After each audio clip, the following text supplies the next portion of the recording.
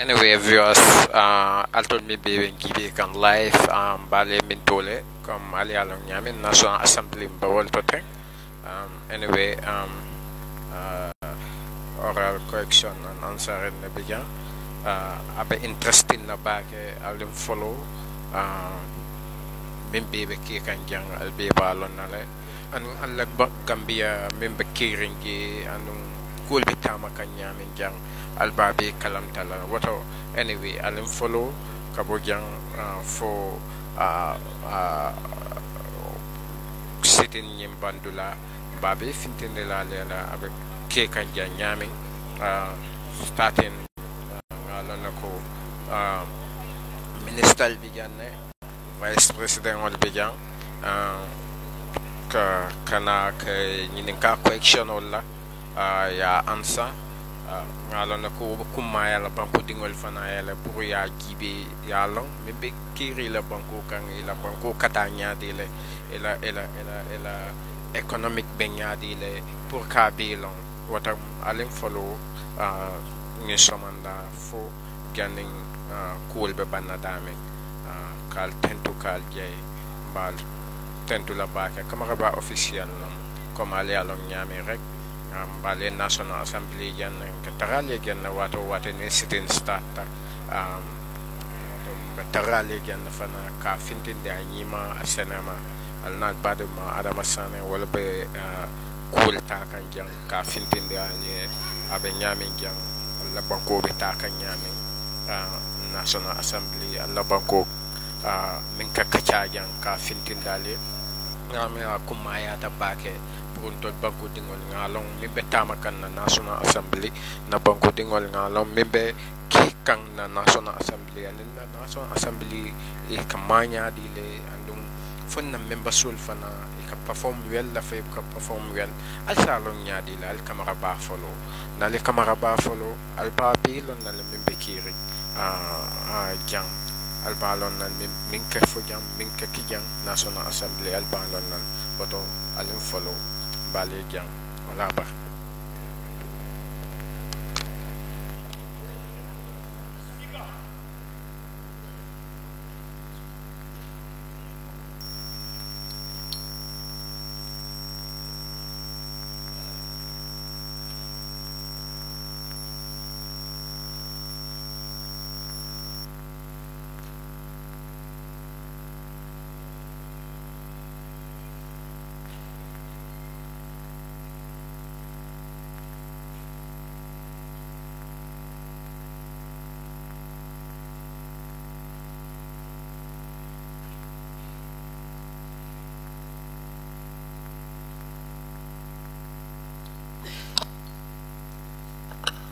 Prayers. Almighty God, who in thy wisdom and goodness has appointed the offices of rulers and parliament for the welfare of society and just government of men, we beseech thee to behold with thy abundant favor us thy servant whom thou hast been pleased to call to the performance of important trusts in this land. Let thy blessing descend upon us here in this house assembled. Grant us that we may treat and consider all matters that shall come under our deliberation in so just and faithful a manner, to promote thy honor and glory, to advance the peace, prosperity, and welfare of this country and of those whose interests thou hast committed to our church. Amen.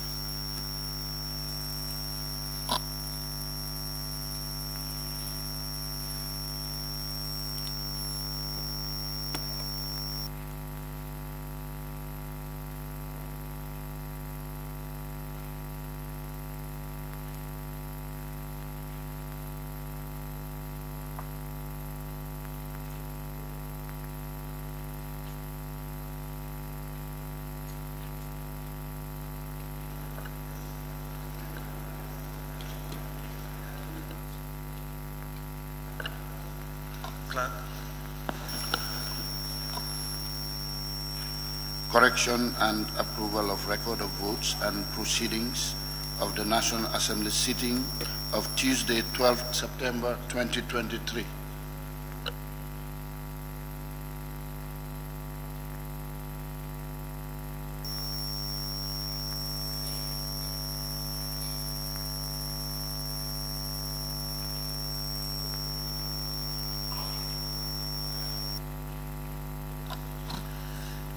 Thank you, Clerk.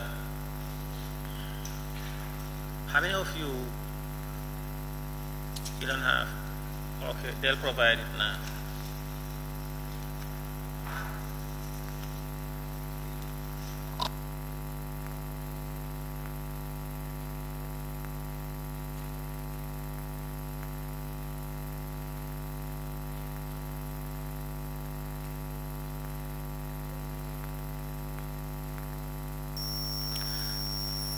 Honorable members, meanwhile, some want to give him 30 seconds, others 3 minutes, the like of Member Wuli is. Want to welcome His Excellency the Vice President and Honorable Ministers for today's question and answer session. Your Excellency, Mr. Vice President, you're most welcome on behalf of both sides of this.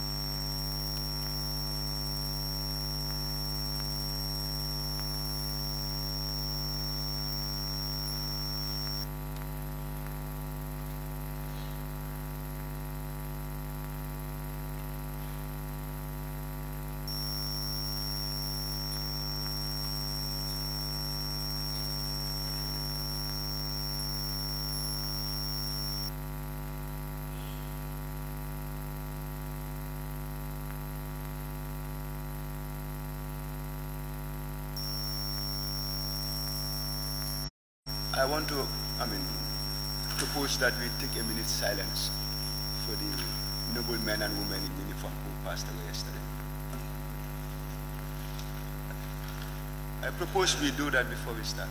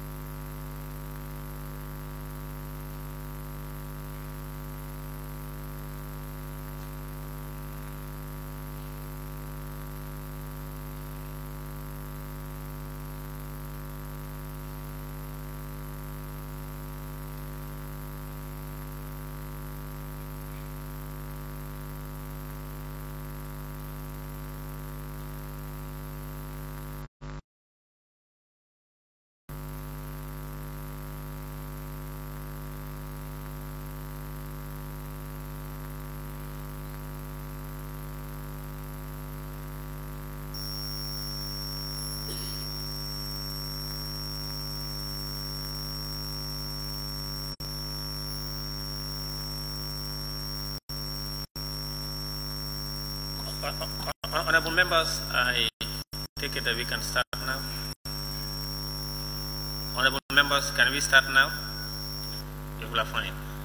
Clerk.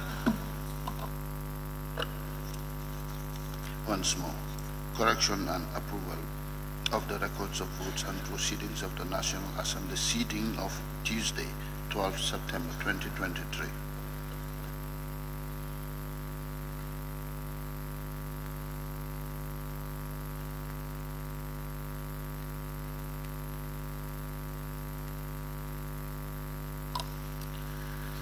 Honorable members, to move a motion for correction of records of votes and proceedings of the National Assembly sitting of Tuesday, 12 September 2023. Thank you. Any second Assembly sitting of Tuesday, 12 September 2023 be approved. Any issue or issues and observation from honorable members may do so by raise of constituency tag, and we will begin by looking at page 1. Member for Jara West. Thank you, Honorable Speaker.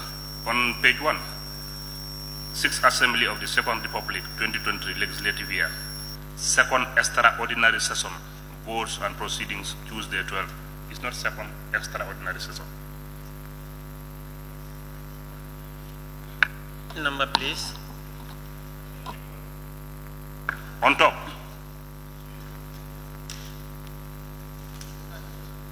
the heading.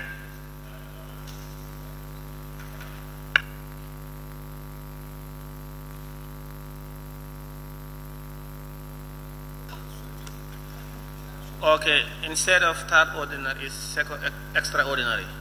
So, and also wherever it appears, members can note that wherever it appears, the extraordinary should be explained to read third ordinary. Member for Nyanija. There is a mistake somewhere there, because me, I have the correct copy. 6th Assembly of the Second Republic 2023. Well. Page 1. All right. Any other issue or issues on page 1? In the absence of further issues, can we move to page 2? Page 2. Page 3.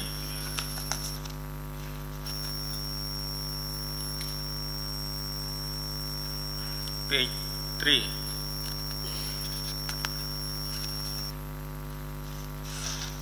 Page 4.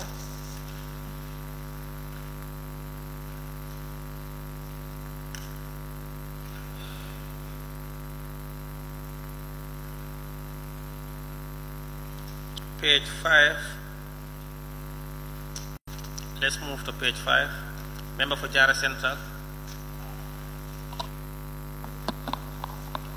Thank you, Honorable Speaker. Page 5, on the list number 12. The spelling for Caesar there. Page 5. Yeah, on the list of names. Exactly. Number 12. Yeah, exactly. Honorable Abdullahi CEE. It should be Abdullahi Cisse. It should be CEE SAY. SAY is missing. Page 5. Page 6.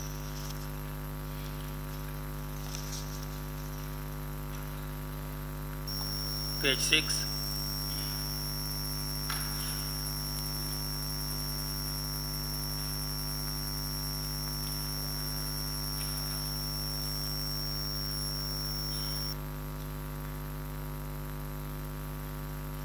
Page 7.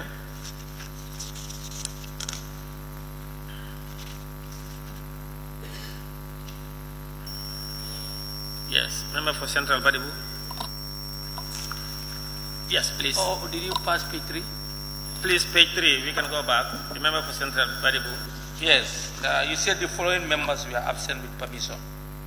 Speaker, Fabakar Tombonjada, Honorable Fabakar Tombonjada. Who gave him permission? I gave him permission.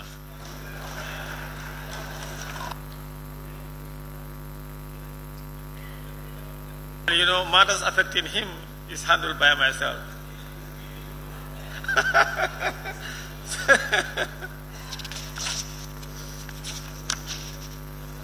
Page 7.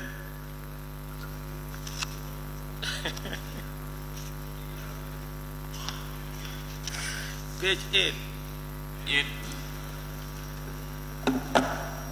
Member for Nyanija. Yeah, thank you very much. Page 8, this second to last paragraph, where you have Honorable G.P. Mbarlo, member for Lower Floodway, seconded the motion and took part in the debate of the bill. So we took part in the debate of the motion, not the bill.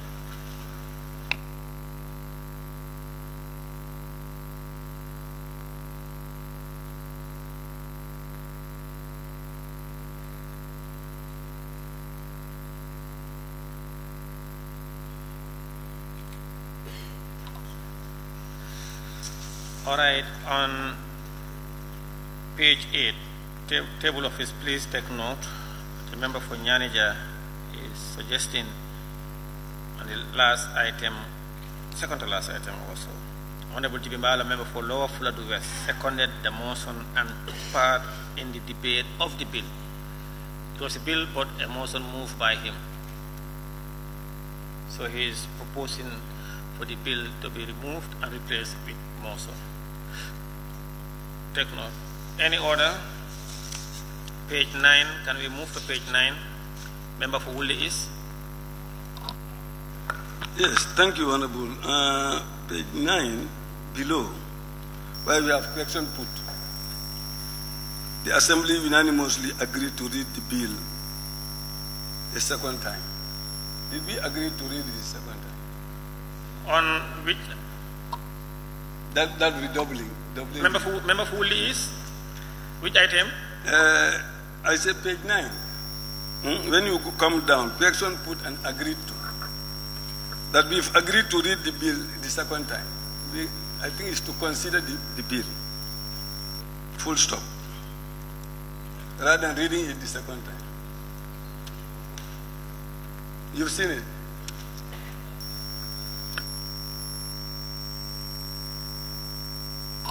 Page 9. Second to last item on page 9. Question put and agreed to. The member for Wuli is proposing. What you have is the Assembly unanimously agreed to read the bill for a second time. And his proposal is proposing. Member for Wuli. Can I propose? Member for Wuli is, please, and member for Nyanija, please. Can I propose? Yeah. Member for Central Badibu? Yes. The Assembly unanimously agreed the bill to be read second time. The bill to be read second time. Sorry. The Assembly unanimously agreed the bill to be read second time.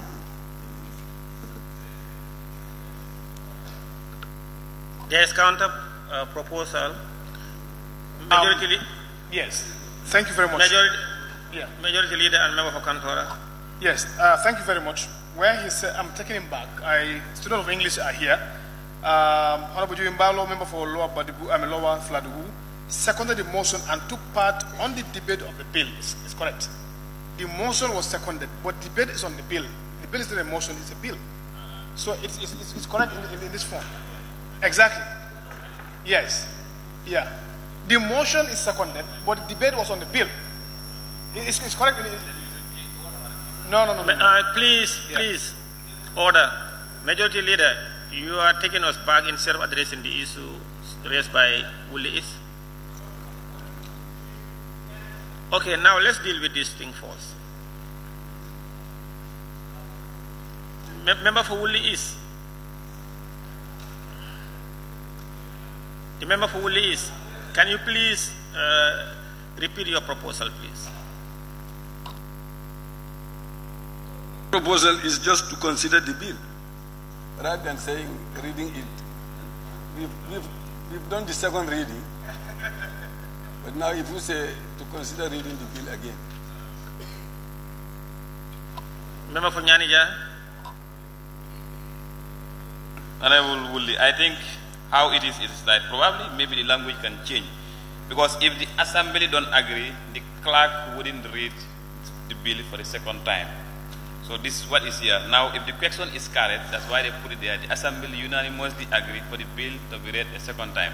Then the speaker will instruct the clerk to read the bill for the second time, and it will deem to have been read a second time. But without that, it will not read. Nominated member Kebalang Fokana. Honorable Speaker, I think it is in order, and to justify that, I will refer the House to Standing Order Section 67, which states second reading. They didn't say consideration. So, by virtue of that fact, the write-up is in order. Thank you. Thank you. Honorable members, it appears that most members want it to be as it is. Is that correct? Is that correct? Yes. So we leave it as it is. Page 10. Yes, member for Nyamina West. Thank you. Page 9 still. On top of question put and agree, where you have at the invitation of the Honorable Speaker, Honorable Amadou Kamara, member for Nyanija. Check the spelling for Nyanija. N-I-A-N-I-J-A.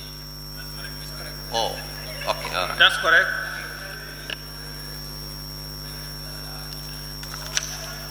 Page 10, page 11, page 11.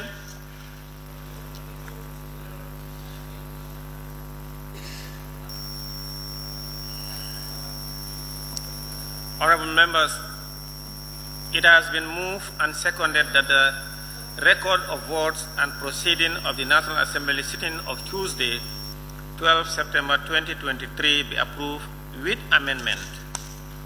Those in favor, please say aye. Those not in favor, please say no. The ayes have it.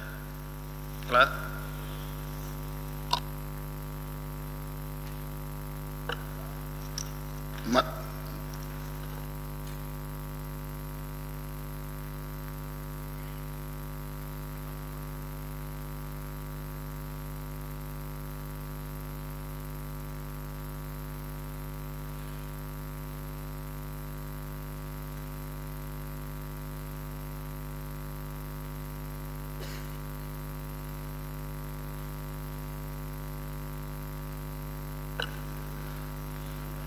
Order 51, Matters of the Day, by Honorable Majority Leader and Member for Kantora.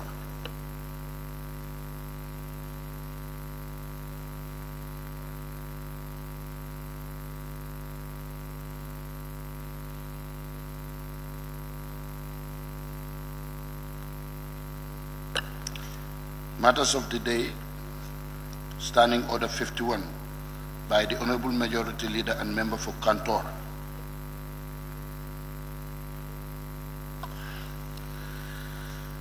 Honorable members, my office is in receipt of a request made by Honorable Majority Leader and Member for Kantora, seeking permission under Order 51.1 and 2 of the Standing Orders to make a statement to this Assembly on the shooting of 2 police officers of the Gambia Police Force. Honorable members, having considered the request of the Honorable Member on the provisions of Orders 51.3 A, B, C, and D, and 51.5, and noting that the request has satisfied the Standing Orders provision, I now grant the Honorable Member leave to make his statement to the Assembly. However, I wish to draw the attention of Honorable Members to Orders of 51.8 of the Standing Orders that the time allocated for the matters of the day shall not exceed 3 minutes for the Honorable Members who may wish to make statement, and the time allowed for the matters of the day is 30 minutes. Therefore, I also urge Honorable Members to observe Order 51.9 of the Standing Orders for guidance. And as well, before calling on the Honorable Members, I want us to observe a minute silence in honor of the gallant officers who unfortunately lost their life. Before calling on the weapon, please, a minute silent.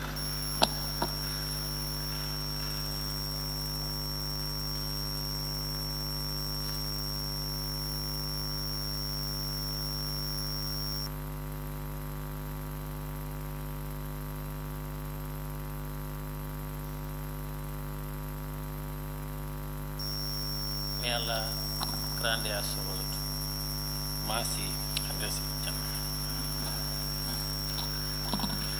I now call on the honorable member to make his statement to the Assembly.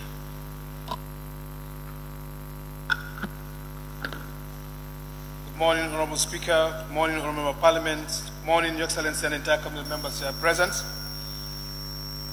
Honorable Speaker, I rise, under your permission, under Order 51A12, matter of the day with a heavy heart regarding a grave and deeply distressed incident that is shaking our nation, the killing of 2 police officers of the Gambia Police Force. Honorable Speaker, just a few moments ago, I was briefed that 2 dedicated, courageous police officers of the Gambia Police Force, PC by the name 𝒕𝒉𝒊𝒔 and PC Sanjay Gomez, tragically lost their lives in line of a duty to a gunshot wound. A 3rd victim was PC Nancy Zhao, is currently under medical care with her condition deemed critically and yet stable. These officers were patriotic citizens who had dedicated their lives to safeguard the lives of our citizens, were brutally gunned down by an unknown assailant yesterday night at Sucre traffic light. This heinous act of violence does not only claim the lives of these 2 brave individuals, but strike unbearably at the very heart of our new Gambia and our new renowned collective commitment to the rule of law, democracy, and good governance. Honorable Speaker, I condemn these senseless and act of violence and urge the executive to leave no stone unturned to bring the perpetrators to book. This country is our country of law, and this Assembly has the responsibility and moral duty to ensure that this doesn't descend into a jungle. Our thoughts and prayers go to the victim family and loved ones during this time of unimaginable grief, and I wish to urge the government to do all what it can to support the families of these young gallant men who lost their life in this tragic manner and be granted a befitting burial. I also call upon the Assembly to unite in condemning this act of senseless violence and to express our deepest condolence to the family of the fallen officers. As a government and people, we must reaffirm our commitment to a society based on rule of law, where our brave men and women in uniform carry out their duties without fear of such tragic event to save the citizens to conduct their daily businesses. The general public, I call upon you to cooperate with the law enforcement agency as investigations to this matter are ongoing. Do not harbor assailants, but rather provide police available information that can lead to their arrest and face the full force of the law. The Gambia belongs to all of us, and we cannot allow criminals to destroy our national pride, which is peace and stability. Let us all stand in solidarity with our law enforcement officers and collectively ensure that such an incident never occur again in our dear motherland. I thank you all for indulgence. Thank you very much, Honorable Member for Kantora and Majority Leader, for your statement, which is very befitting, and we express our condolences and share agrees with the families. I now open the floor. And invite a member for Fonyi Councillor. Thank you very much, Honourable Speaker. I hereby second the motion of the majority leader on this tragic incident. We are saddened as a nation, and we are sending the message and saying Inna Lillahi wa Inna Ilayhi Raji'un to the armed and security force. Our country, the Gambia, the nation is tested yesterday, and I believe the law should take its course in making sure the perpetrators is brought to justice, and the law should take its course and make sure we defend the armed and security force. Honorable Speaker, with your permission, I have some recommendations that I want to send to this August Assembly, and with the support of all National Assembly members, to the armed and security force. With your permission. One, that the security force, especially those mounting strategic positions, be armed. The Police Act be reviewed to ensure that not just the police intervention unit are armed, but the general duty police, drug law enforcement, and other security apparatus be armed on duties. Two, the security force should have their communication mechanism enhanced, and as soon as possible. It is sad to note that officers presently using outdated communication gadgets and undesignated devices like mobile phones when on duties. Three, the police officers should establish a strategic quick response and backup security checkpoint immediately. Four, the Gambia Armed Forces should be supported to immediately revitalize their quick reaction force to serve as a security backup for military and internal security apparatus. Five, since these sort officers are breadwinners of their families should be supported, particularly this difficult period. Similarly, the injured victims should be immediately taken care of to restore their full health. Honorable Speaker, finally, I call on the Standing Committee of Defense and Security to summon an emergency meeting with the relevant stakeholders to map out strategies to protect our noble officers. I believe so. This will help us. And I believe as a nation, we should not take this lightly to make sure we defend the armed and security forces of this country. And it's sad as a nation, and we colleagues, we should be able to work together to make sure we defend the peace and tranquility of this country. I rest my case. Thank you. Thank you very much. I now recognize the member for Busumbala. Thank you very much, Honorable Speaker.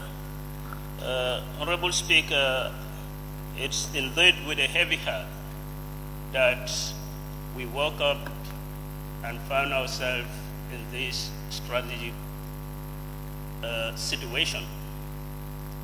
Honorable Speaker, we learned that members of the Gambia Police Force were gunned down by an unknown gunman or an individual who is at large. Honorable Speaker, that is to send a signal that the country we once called the smiling coast of Africa is losing that glory. Our prayers and thoughts are with the families of the deceased. We said, may Allah subhanahu wa ta'ala grant them the highest place in Jannah. Honorable Speaker, this country is a country that all of us should be proud of. We must fasten our seatbelts and make sure that we do what is necessary. We have programs. The security sector reform that is on course should be immediately and properly considered and be implemented by the government of this country. Honorable Speaker, the security sector reform is not a witch hunting exercise. It's to make sure that all individuals residing in this country live peacefully. It is a program that is going to enhance security in this country by bettering the life of even the security individuals. I urge the government to look into that properly and fasten its implementation. Honorable Speaker, in this country we have seen guns that were brought into this country, and ballistic investigation revealed some are human unfriendly, and there is no account to those guns. Honorable Speaker, we have seen drugs, containers of drugs brought to this country, and they vanished into the thin air. No culprits in these both incidents were brought to book. We cannot continue to rule this country in that manner. When we do that, we are risking the life of our security. Thank you, Honorable Member. Thank you very much. May I now invite nominated Member Kebalang Fofana. Thank you, Honorable Speaker. We'll start by saying, Inna lillahi wa inna ilayhi raji'un. And we pray that Allah subhanahu wa ta'ala admit these fallen heroes in the highest place of Jannah. Honorable Speaker, I will right away refer this House to Section 178 of the Constitution to really advance my submission. Section 178 of the Constitution, the Gambia Police Force. Section 178(1) establishes the police force, and I will quote, with your permission, Honorable Speaker, it states, "There shall be a police force of the Gambia, of which the Inspector General of Police shall be the head." Which means the police force was established by an act of this Parliament. Honorable Speaker, Section 178(2) states that the police force shall be equipped and maintained to perform its traditional role of maintaining law and order and such other functions as may be prescribed by an act of the National Assembly. To start with, I would say I totally subscribe to the submissions of the member of the Council. Let us arm our men in uniform. Not only the police, but the Drug Law Enforcement Agency as well. Many a times at committee level, they would come and they would tell us that their men will be going against people peddling drugs in this country, and they'll be attacked. Honorable Speaker, these officers are young. Go to the morgue right now. Their lifeless bodies are lying down, out of a cowardly act. Shot at close range. It can happen to any one of us. And what is their role? The Constitution clearly states it, to maintain law and order. Today, whenever the police goes out, after the so-called New Gambia, to perform those functions, we are all witnesses of the public backlash. Branding them, calling them names, threatening them. In fact, to the extent that... Thank you. Thank you. I now give the floor to the member for Joswang.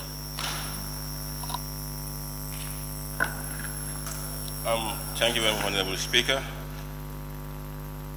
I also join my colleagues with the same Muslim word in Rajiun. Honorable Speaker, I think it is high time now we start from the Assembly Standing Committee on Defense. It is time we know our roles and responsibilities, not to be waiting until the incident happens, we start acting. Let's act at the right time and regulate things. Honorable Speaker, the incident happened yesterday. It's not the first one. There was an attack in Kujan Police where police officers were robbed inside the police station by civilians. It started from where? From our own homes, our own kids, as parents. There is drug all over everywhere in this country, where young men and women are using drugs everywhere. The moment you are into drugs, you have no other control. You are not seeing anything. Those men who were when they are performing their duties, less than between 8 o'clock to 10 o'clock at night. But, I cannot call it at these hours. 8 to 10 o'clock. Somebody with a gun killing 1, 2, up to the third person is currently at a very crucial stage, and then nowhere to be seen. It is high time we start acting. I'm with the member for councillor on his recommendations. Let me arm our men. Let them give them these arms. These arms are not to be kept at a place. These arms are meant for them. Let's have confidence in them. They are there. If they are not secure, who are we to say we are secure? If the security personnel are not secure, then who are we to say we are secure? The one who are there to secure us are no more secure. Then it's better we all see ourselves as in all these areas. It's better you go home, come here early and go home early at home. Because let's say if we left here after 11 o'clock, some arrive home at 12. Driving alone, going home. Some are living deep inside of the road. Then where is the security now? If the security are under threat, then where are we as civilians? Honorable Speaker, let's start taking action and give our security personnel, help them, give them all what it takes to be fully protected. When they are protected, then we are also protected. But if they are not protected, we have nowhere to go. Gambia is ours, as we all say. It belongs to all of us. Let's put our hands together and secure this country. Let's control our borders. Let's control our ports. Let's make sure that everything that coming in this country is checked and satisfied to be.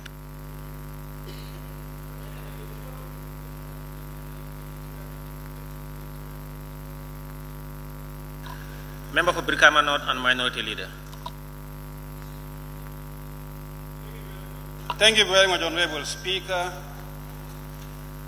This is a national tragedy, a great loss to the nation.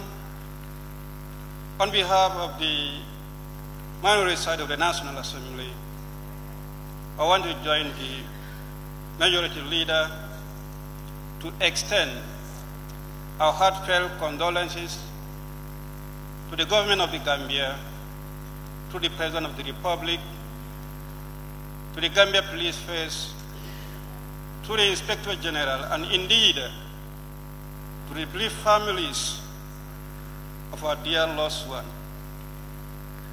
Honorable Speaker, I also want to wish the hospitalized officer a speedy recovery. This act, as expressed by the Majority Leader, is indeed totally condemned. And I call on the Gambia Police Force to thoroughly investigate, in the process, the general public to cooperate so that the culprits can be brought to book.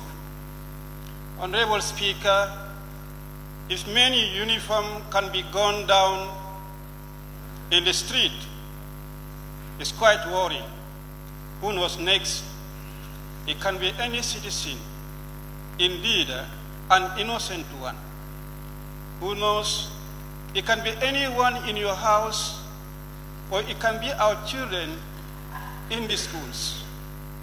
Therefore, this is very unique to the Gambia. We've been experiencing armed robbers attack, but that is act of robbery, but it's a totally different thing. Therefore, our men who should be out there to protect us, our lives and property, they need self-protection and defense. Our laws has to be looked into. How can they acquire that self-defense legally? So ensure they act judiciously to protect themselves, defend themselves, and indeed our lives and property. Once more, I wish the lost ones, may Allah grant them place in Jannah, and I also wish the hospitalized, a speedy recovery. Thank you. Thank you. I now invite the member for Lower Fuladu West. Thank you very much. Indeed, a sad moment for the country. I'm deeply touched and worried for myself. Closing here at 11 o'clock, and this incident happens sometime in 8 o'clock, meaning everybody at risk. I join my colleagues to send my condolence to the deceased family and also wishing the lady speedy recovery. I think the new Gambia is high time we borrow little idea from the old Gambia. These things were not happening some time ago. Now it is happening. I think we need to go back. It's very sad, very touching, and this is not the only thing happening. I urge Gambians for us to come together as one and fight some of the abnormalities that is happening. It's really touching. I'm really sad. But then, as a nation, this country belongs to all of us. And the trend that we are going, some time ago I wrote on social media that some people believe in the war against the PIU. And if this thing happens, anytime they say war against the National Assembly members, I will not come to this because I know it's going to be realistic. And then people should not be joking with some things peddling. Because if you say war on PIU, after 4 or 5 days, they are being shot to death, we need to take matters very seriously. And then, punishments that are attached to culprits. You see, laws that we have to, Gambia is not an easy thing. I am urging the executive, especially the president, to change a little bit. Let him give us the bitter test of those doing wrong. This country have to move. And the people that are distracting this country, they should be put to book with the hardest punishment. If these people are caught, I don't expect them to be taken to prison. I am suggesting that we introduce back the death penalty. Thank you very much. Thank you. The member for Opanyomi. Thank you very much, Honorable Speaker, for giving me the opportunity. Honorable Speaker, Order 51(3)(b), where the proposed statement relate to a matter which is of exceptional public interest. And indeed, the matter before us today is of exceptional public interest. And the C read, whether the proposed statement relate to a matter which directly affect the people of the Republic of the Gambia. Honorable Speaker, what happened yesterday really affect the people of the Republic of the Gambia. It's a tragic event which, first of all, shouldn't have happened in this country.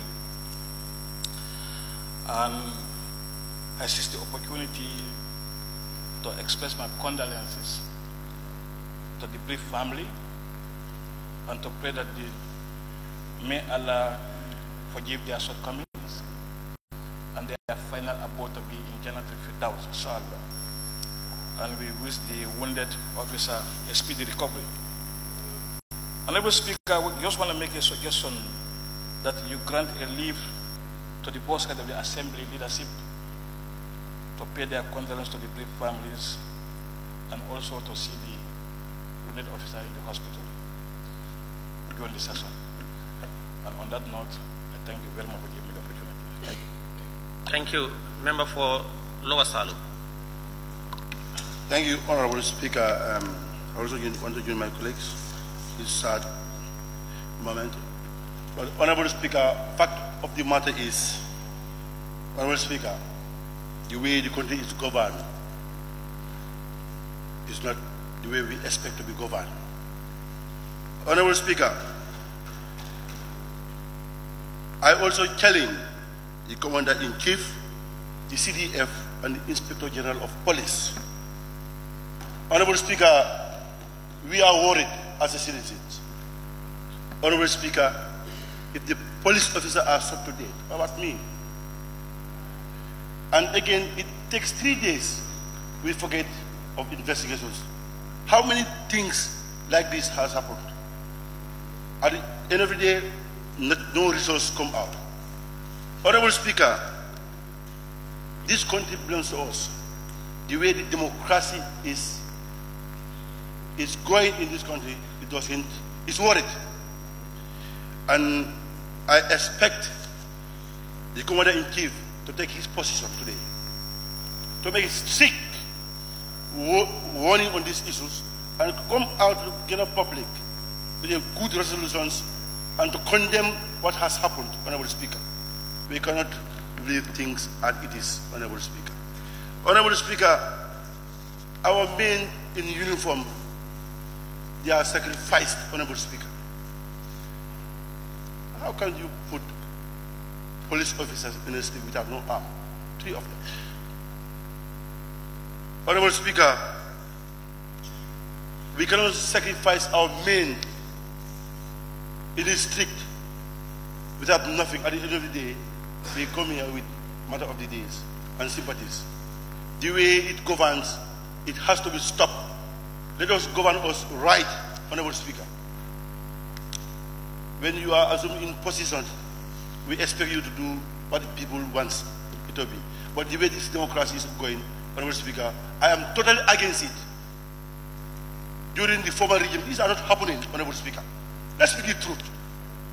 It's better we have the dictatorship again come back to our country. But the way things are going, I myself, I am not satisfied the way the government is taking it. Thank you very much.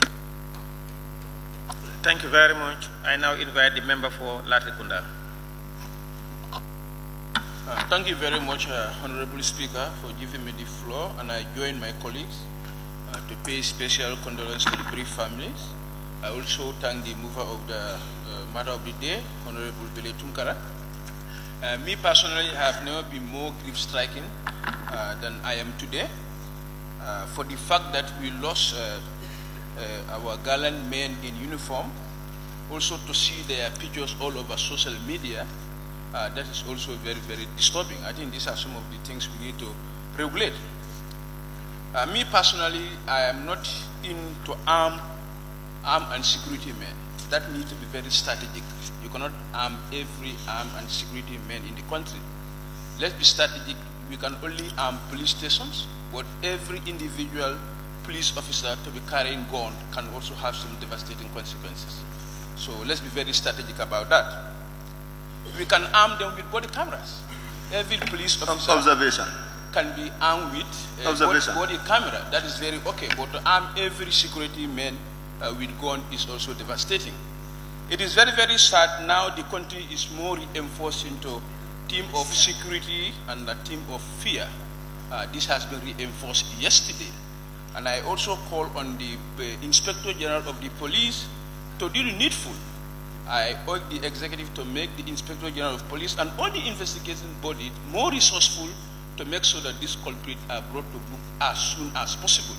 Because this is something, if it continues, people are going to lock themselves as early as 7 o'clock, as early as 8 o'clock. So I'm sure the Inspector General of Police has already acted. I am encouraging him to act more to make sure that these people are brought to book as soon as possible. Thank you very much, Honorable Speaker. Nominated member Fatou Kejawara. Thank you very much, Honorable Speaker, for giving me the floor. Honorable Speaker, Inna lillahi wa inna ilayhi raji'un. I pray for the departed soul, for Allah to grant them the highest Jannatul Firdaus. To begin with, Honorable Speaker, I think what happened to these PIU officers is uncalled for, and it needs the urgent attention of the IGP and the Interior Minister. The country has entrusted the responsibility to them. Honorable Speaker, as earlier alluded by my honorable colleague, if they cannot secure their own personnel, what about the citizens? Honorable Speaker, this is not the first time this kind of attitude is happening to the men in uniform. The attack at 𝒂𝒊𝒏, if it was properly investigated, maybe can save us. There was another attack also around the North Bank that also was a shooting by a civilian. This is why I always say before, for the past regime, we were saying that regime versus citizen, but later it changed to citizen versus citizen. but now it's citizens versus police officers or security officers. I think we need to put a stop to this if we want to move this country forward. Honorable Speaker, this government has achieved a lot in this short term, but if we want to be so lenient, all what we have achieved will be overshadowed by security threats. Honorable Speaker, I think also the multiple of threats imposed in our security officers also need to be looked into. A civilian is just a civilian. You cannot be threatening a police officer in uniform. And what even led to this? This threat were imposed few days ago. People are calling names and putting their photos in social media that they know where they stay, they will be killed.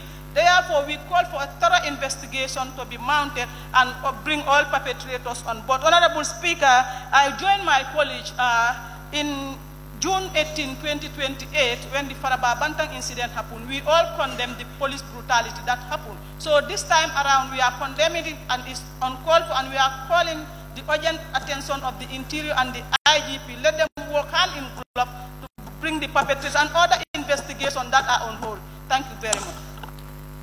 Thank you. Member for Serekunda West. Thank you very much, Honorable Speaker. Honorable colleagues, I must first and foremost extend my condolences to the deceased families, the police fraternity, the government of the day, and the Gambian citizens. The tragic and willful killing of our police in uniform is really very disturbing, scaring, and it's a threat to our national security. These are the people who are supposed or are mandated to provide us with security. If they themselves are not secured, then that's a threat to national security. Honorable Speaker, I stand to condemn the act, and I also wish to say that this must be the first of its kind. I stand to be corrected. For the last 30 years, or even more, that people take guns and shoot and kill. I know in the 70s it happened when Mahoney was gunned down, but that's a different scenario. So therefore, we must take the security of this country very seriously, and there are units and departments that are charged with those responsibilities. So we'll just urge them to redouble their efforts so that we can continue to live in peace. Honorable Speaker, I would encourage the police not to leave any stone unturned, and for the cooperation of the citizens to get the culprits to book, as the mover alluded to. I pray that Allah have mercy on the departed souls. Member for Nyanija.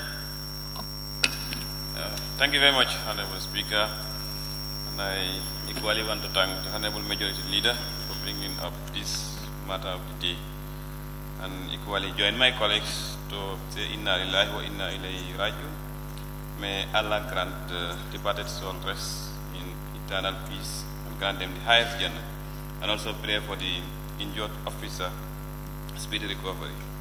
But Honorable Speaker, the truth of the matter here is we have an issue, and as members of Parliament we should speak honestly, come up with ideas and suggestions to see how best we can solve this issue. There is no importance or essence of trying to take sides here and there. And I 100% concur with the Honorable Member for Fonyi, Councillor for the Defense and Security Committee, to immediately take up this issue and then discuss with all the security chiefs and provide into a solution. There is already a problem, and let's see how best we can solve this problem. Because we all have nowhere to go. This is the Gambia we have. And then those men in uniform whom we So who's supposed to provide security to us? They are the ones now being attacked. It is unfortunate and it is uncalled for. And I, on behalf of the people of the Nyani here, and on my own behalf, I totally condemn this act. These acts of violence cannot be tolerated and they cannot continue in this beloved country. In the Gambia, we don't know such. These are new things to us and they have to be stopped. No matter what it costs, even if the need be for us to allocate all our budget, all our resources as far as we are concerned to security, we need to do that. This is not a matter of joke, this is not a matter of politics, these are matters of national importance. These are matters of national security threats. We need to take it very seriously, and I call upon all the parties concerned to please take actions immediately. I know something is being done, but please intensify your efforts. Make sure you allocate resources to whosoever needs to do A, Y, B, and C to make sure these perpetrators are put to book. We don't have time. Time is running against us because, as the Honorable nominated member says, this government have made great success in this country so far. But these little issues can tarnish the entire image of this government, being it national, being it international. So this thing cannot be taken lightly. We have to act, and as members of parliament, we should join the crusade to make sure we condemn this and proffer into solutions. Thank you very much. Thank you very much. Time is our enemy at this point in time. But I will, among the list that I have, our two ladies will definitely make to my list before I draw the curtain. Nominated member Maimuna Sise. Thank you so much, Honorable Speaker. I would like to join my colleagues to start with Kalu Inna Lillahi wa Inna Ilayhi Rajiun. I am praying for the departed soul to be rest in perfect peace. The one battling with her life also be having a quick cipher, a very speedy recovery. Honorable Speaker, as the country witnessed this tragic and senseless act of cowardly from a non-assailant who gunned down our gallant, ambitious young talent, men in uniform, it's just a tragedy. Last session, I stand from this podium appealing to the Inspector General of Police for the security to be very cautious and be paramount. Nobody was expecting this. But if our men in uniform are not secured, who do we? We are more at a threat than the security. The whole entire nation is at risk. Honorable Speaker, I will go by Section 178 of the police force.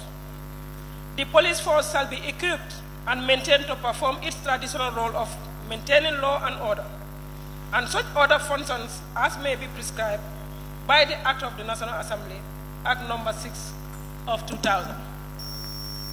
Honorable Speaker, if the law has empowered the police forces, what are we waiting to arm them? What are we fearing against our police officers? There is nowhere in this world when the police officers are on duty, they will not be armed. According to the narration, what happened yesterday, the eyewitnesses, when you go to the forums, you had so many informations. When this tragedy happened, should in case the other rest of the police officers around the incident, somebody could have gone down to the same man, would silently kill our cold-blooded police officers. Honorable Speaker, I'm joining my voice to my honorable colleagues who are calling for our members to be, our police officers to be armed. The security fraternity itself needs to be armed. This country needs to be protected by the criminals who are about to consume this country. This country is a peaceful country, but the too much of leniency in our democracy is harming us. And I am calling the executive, let them treat this matter seriously and urgently to make sure that these perpetrators get into the book. Honorable Speaker, I beg to submit. Member for Nyamina West. Thank you very much, Speaker. Speaker, I also want to join the rest of the nation to express how sad I am today. Killing of 2 police officers of the Gambia Police Force. We condemn it in totality. My condolences and prayers to the departed souls. This is a warning, it's a signal to the nation. And that is a concern for every one of us here, particularly this assembly. And that, especially to the Committee on Defense and Security. We are aware that a lot of talking has been going on. These security forces have been coming here, meeting up and down, talking. For the Gambia, until and unless we see an example, we cannot believe. You talk to an executive member, giving him a report on a signal or a sign, and he will tell you until I see the proof or the evidence. Sometimes when you see the evidence, you cannot do an action. And some of those evidence will now finish you at once. The evidence you are waiting will sometimes be the evidence to finish you at once. So you don't have to sit to wait for an evidence. Find out this evidence once you have a signal. Well, the way the country is moving, in terms of security, we are all fearing. Yesterday, some of the NAMs had to look for escorts before they reach their homes. Nyanija was one. Nyanija, all Yundum. So, anyway, we have to capacitize these PIU officers, especially the crime unit, and give them the materials they need. It's a constitutional requirement. Give them the materials they need. Transportation, communication are all key. But, like I said, the parliament, again, we were aware that 40 vehicles, can you put me correct, were given to the security. Did you make a follow-up to see how they were distributed? Were they going for the top men? Were they going for the line function commandos who will just get up and follow criminals? Were they used for family matters? Do you know? No. Fuel, we give monies. Some of the officers that should follow those criminals are not having fuel. Finally, I give the floor to the member for Sanementary.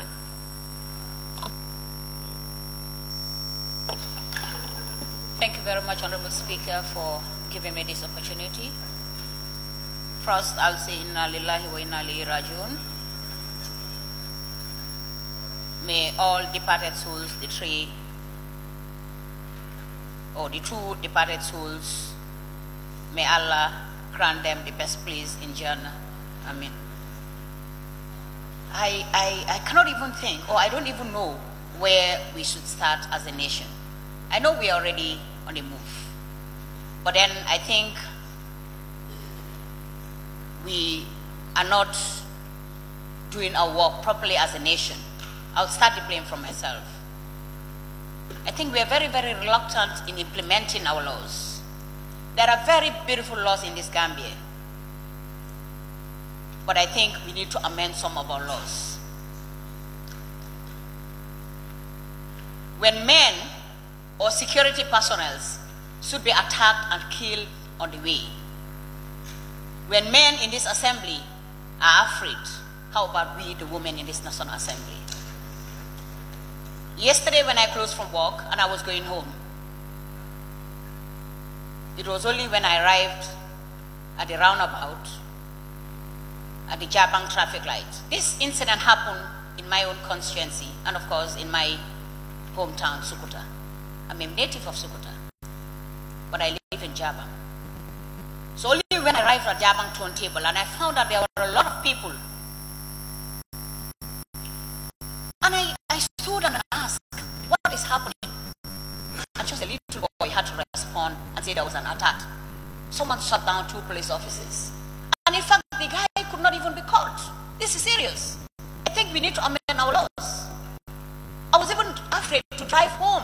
And I was with my little kid. Who knows? Who will it be again? Will it be me? Or should it be Maimuna, Honorable Maimuna, or somebody else in this assembly? I think we need to secure ourselves by, may God forbid, we need to secure ourselves by arming our security personnel. When it comes to budget session, the Defense and Security Committee will be receiving guests who will be giving explanations about how their budget should be considered, or their budget line should be considered without deducting any budget line. There will be a lot of explanations, but when that budget is approved, who knows how they are implemented? I think we need to look at this properly. And I will advise the security. Thank you very much, Honorable. Motion. Thank you very much, Honorable. Motion, please, Honorable Speaker. Thank you very much, Honorable members, for participating in the debate. I still have more names on my list, but I want to apologize. Motion, Honorable Speaker. Where we... Motion. Yes, Member for Pinta. No. Thank you, Honorable Speaker. Motion 53K. Motion which may be made without notice to the Honorable Speaker. 53K reads, motion agreed by the Speaker to be matter of urgency. Honorable Speaker, I definitely want to urge you to give us extra 15 minutes as the matter is so heart-touching for us to continue a little bit, please. Honorable Member, you are out of order because you've indicated that a motion agreed by the Speaker, and I have neither seen your motion nor do you communicate it to me prior to your motion. So the motion is dismissed. Thank you, honorable members. I want to thank each and every one of you for partaking in this very important debate. And on behalf of all of us, we extend our condolences to the families and continue to pray for the departed soul and encourage our men and women in uniform and salute them for the services they continue to render to this country under very difficult conditions in terms of human resource, materials, and everything. And that is just what the honorable members, your very self, recognize. And thank you very much. Yes, the member for Brikama North and Minority Leader. Honorable Speaker, it is not as debate. I want to request that the National Assembly, since we have considered this matter as matter of the day, send a delegation to visit the bereaved families and, of course, to the officer that is hospitalized. Thank you. Thank you very much, Honorable Member for Brikama North and Minority Leader. I was coming to that at the end of my brief comment because the member for Upper Nyomi in his contribution also appealed that I grant a leave for some members of the National Assembly to represent the Assembly or all of us at a date and time that is convenient to most. But I think in the circumstances, we will dispatch a delegation at this point in time for and on behalf of all of us to go to the hospital and visit the patients, the WPC, who is admitted, I understand, at the Demban Clinic, and as well also to proceed to the families of the two fallen members of the Gambia Police Force. The Office of the Clerk, the Office of the Majority and Minority Leader, their offices, you work out a number and also the modalities of how do we, as a parliament force, consult the families and as well probably give something to the lady's family so that to get her few medication. I instruct that the Office of the Clerk work with the Office of the Majority and Minority Leaders to constitute a delegation immediately. Thank you.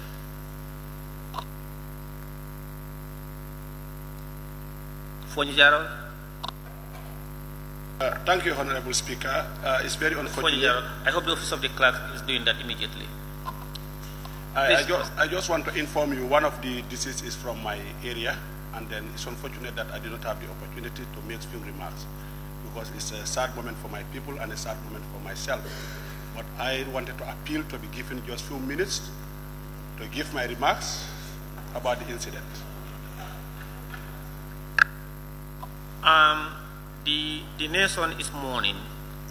It's not only a member who probably one of the diseases come from. I'm sure the other one also come from another constituency and the victim as well. But the matter of the day, those who contributed, they did for and on our behalf. And by extension, I also said those who could not contribute, because almost everybody's name is on the list, but because we are constrained by time. And I want to extend our condolence to you and also to all other colleagues who probably might have them in their constituencies. Thank you. Clerk, we may proceed. Thank you. Questions for oral answers. Standing orders 36 and 41. The Vice President of the Republic, His Excellency, Mr. Jam. Honorable members, as per the order paper and order 41.1 of the standing orders, today is questions for oral answers. Furthermore, as a reminder, clause 43 of the standing orders limited supplementary questions to 7. In total, 2 for the honorable member asking the question and 5 among other members. Therefore, we will proceed with His Excellency, the Vice President, and honorable ministers scheduled for today to give their oral answers. Thank you. Clerk, we may proceed. Question for oral answers, His Excellency the Vice President. Questions for which due notices were given to His Excellency the Vice President by members for oral reply. Your Excellency, you may please move to the podium.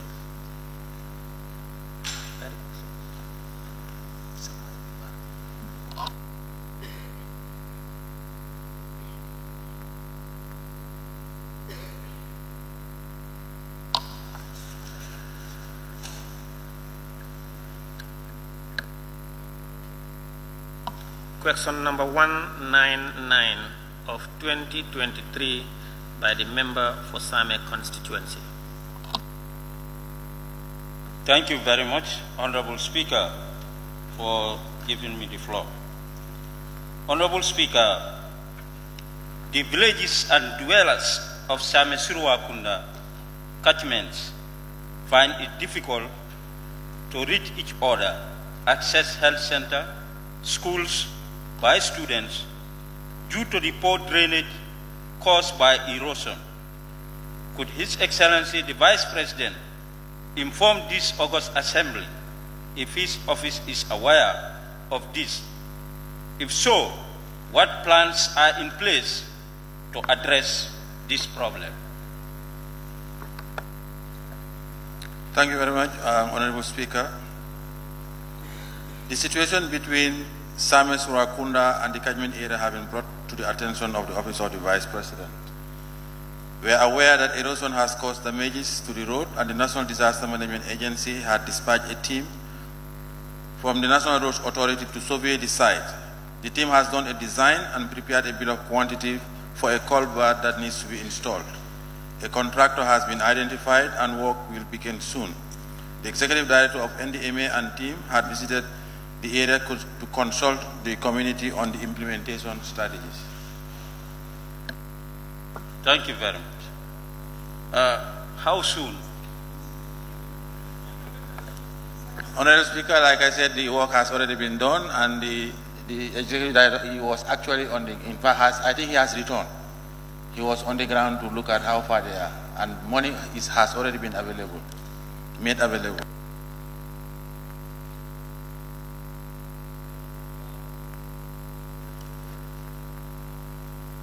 how is it going to be in a bridge form?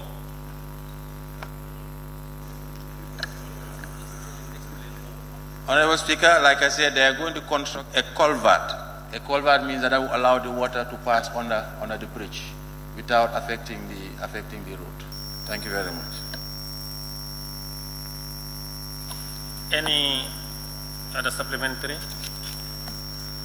Member for Brikama North and Minority Leader.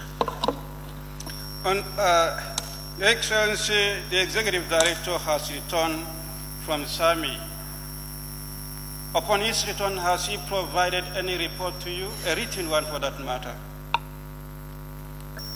Honorable Speaker, with your for the information of this National Assembly, we are actually having a meeting today after this. In fact, we should have had the meeting this morning, but because I've been summoned by the National Assembly, we have pushed that meeting for 3 o'clock in the afternoon. So that's when we are expecting those reports. Thank you.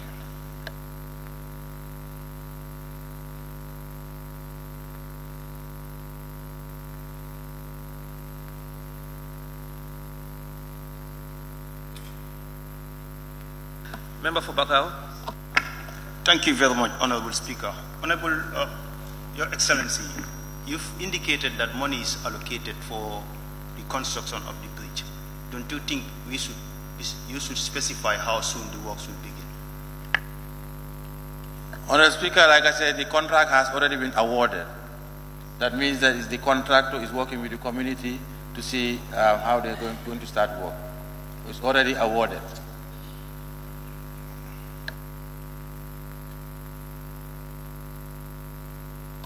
Member for Parliamentary.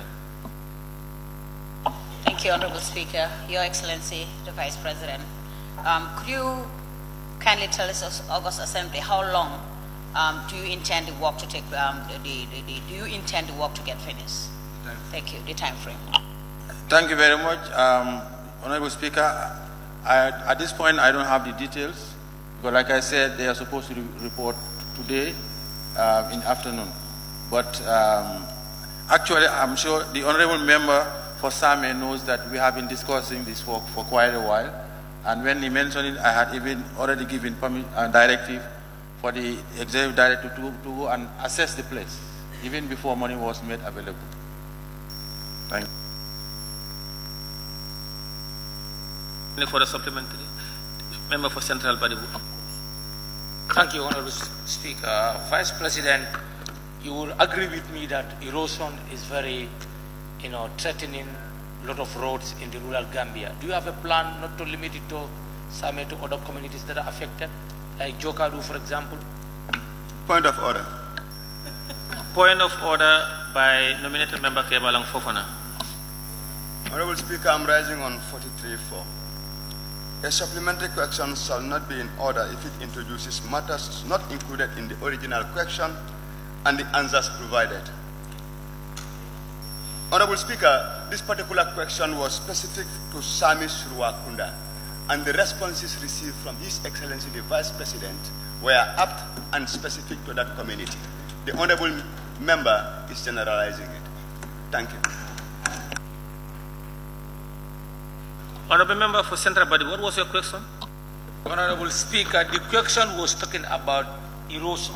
No, your question, your supplementary question. My question was whether the Vice President have any other plan to look at this erosion situation, not only Same, but the surroundings or the other communities. Yes, I'm talking about erosion and okay, sit down. Thank you, the sir. response tells us that poor terrain okay, sit down. Other areas. No, that question is ruled out. It's out of order. Order sustained. Any further supplementary?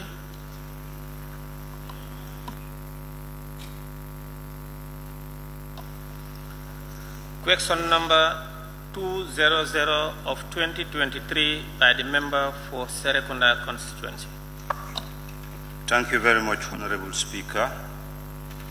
Honorable Speaker, could His Excellency, the Vice President, update this August Assembly as to how far has the government reached its poverty alleviation program for the citizens? Honorable Speaker, I wish to inform the honorable member for Serekunda constituency that the government of the Gambia under its macroeconomic program is monitoring poverty reduction spending on a quarterly and annual basis. I wish to report that in 2021, the total spending on poverty alleviation-related programs stood at $6.4 billion and rose to $10.4 billion by end of 2022 fiscal year, representing a 59% growth. Similarly, there are ongoing efforts by government to register the most vulnerable households in the country in order to develop a framework for targeted social protection interventions.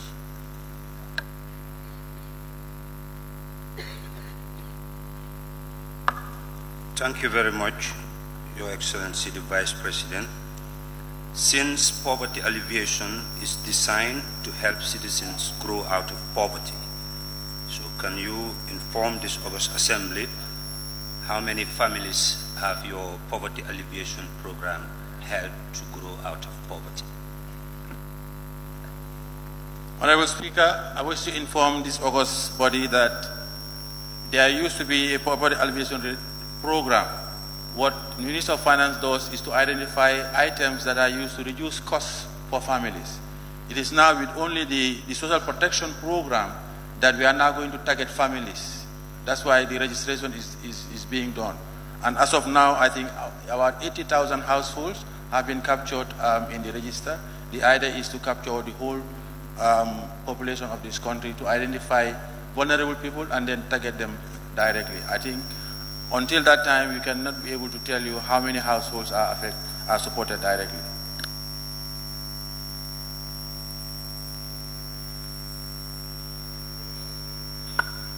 I think you have my question, you understand it wrongly. What I say is that poverty alleviation is designed to help citizens to grow out of poverty. So since the inception of this poverty alleviation program, how many citizens have you helped to grow out of that poverty? Honorable Speaker, I think I understand the question properly.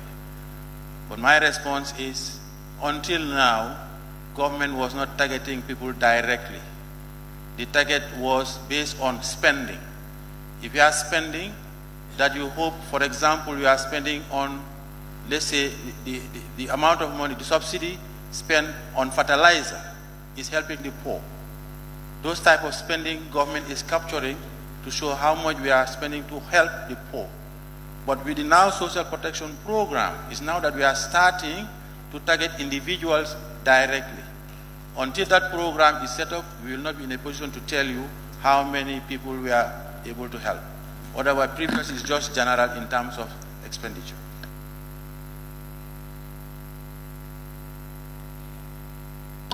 Member for Fonyi Bintang. Thank you, Honorable Speaker.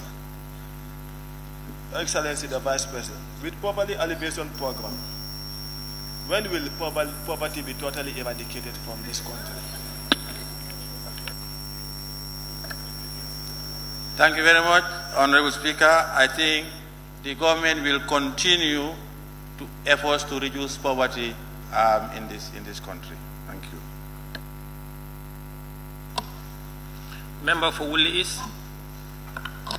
Thank you very much, Honorable Speaker. Thank you very much, Honorable Vice President. Honorable Vice President, since poverty must be identified, those who are poor must be identified, and the Social Protection Secretariat is doing the registration. But what is the plan of your office to really empower this particular sector to ensure that all those who are poor, whether they are in the rural area or urban area, are properly registered so that we'll be able to deal with them according to that? Thank you. Thank you very much, Honorable Speaker. Like I said, the registration had already started. So far, over 80,000 households have been registered. And in fact, the registration started from the rural areas. Right now, as we speak, the exercise is in the Kanifing municipal area and other urban areas. Hopefully, when that is complete, like I said, everybody would be within the system. Honorable Speaker, let me also inform you that even with what we already have, development partners have already started using that register in terms of their interventions. Thank you.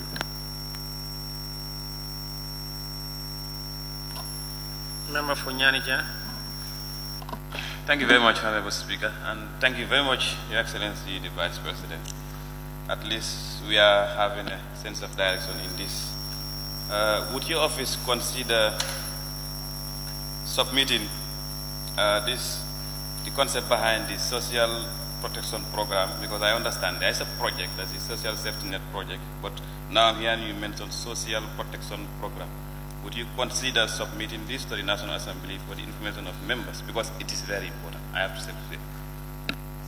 Thank you very much, Honorable Speaker. I want to inform this August gathering that we are actually preparing a bill that should be presented to the House of the National Assembly for consideration. At this point, it's actually, it has passed the cabinet and it's supposed to be gazetted by the Minister of Justice. Hopefully, if not this session, probably by the next session of National Assembly, it will be brought to you. Thank you. Thank you. Nominated Member Kebalang Fofana. Thank you very much, Honorable Speaker. Your Excellency, the Vice President, in your response to the member for Serekunda, you did indicate that the poverty alleviation program is on expenditure-based instead of targeting individuals. So, as a result of that, you were not able to provide in specific terms how many people have been uplifted from the poverty zone. So, can you provide highlights as achievements? Some of the... Okay, maybe I will rephrase. Point of order. Point of order. There is point of order from the member for Central Badibu. Can you... 43.3. The time taken to ask a supplementary question shall be no longer than 1 minute, and the member is more than 1 minute, according to my watch.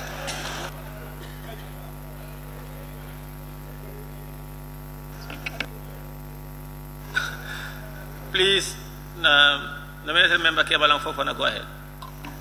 Thank you. I'm rephrasing.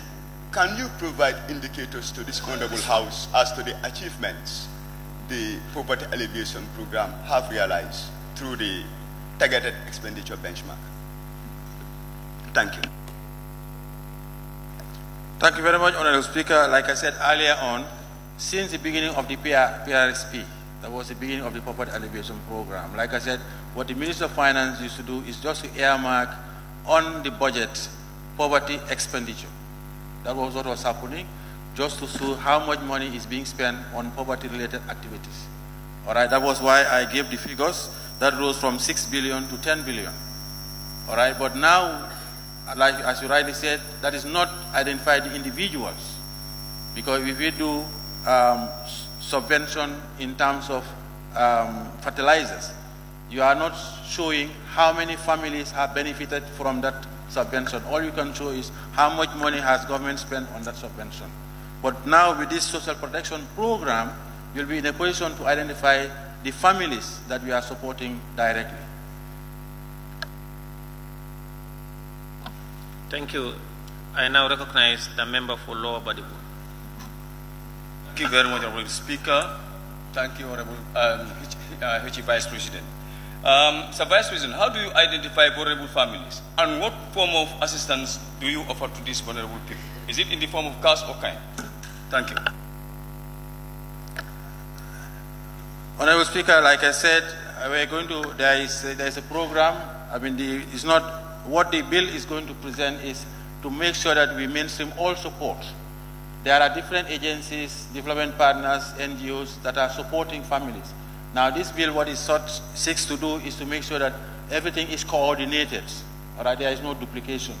And amongst them, of course, there is going to be some set criteria that they are going to agree before they start disbursing. I mean, I'm sure, like, it's maybe a composite indicator that they will develop. At this point, I'm not in a position to give you the specifics of that, but amongst them, they will decide how to do. Of course, income is part of it.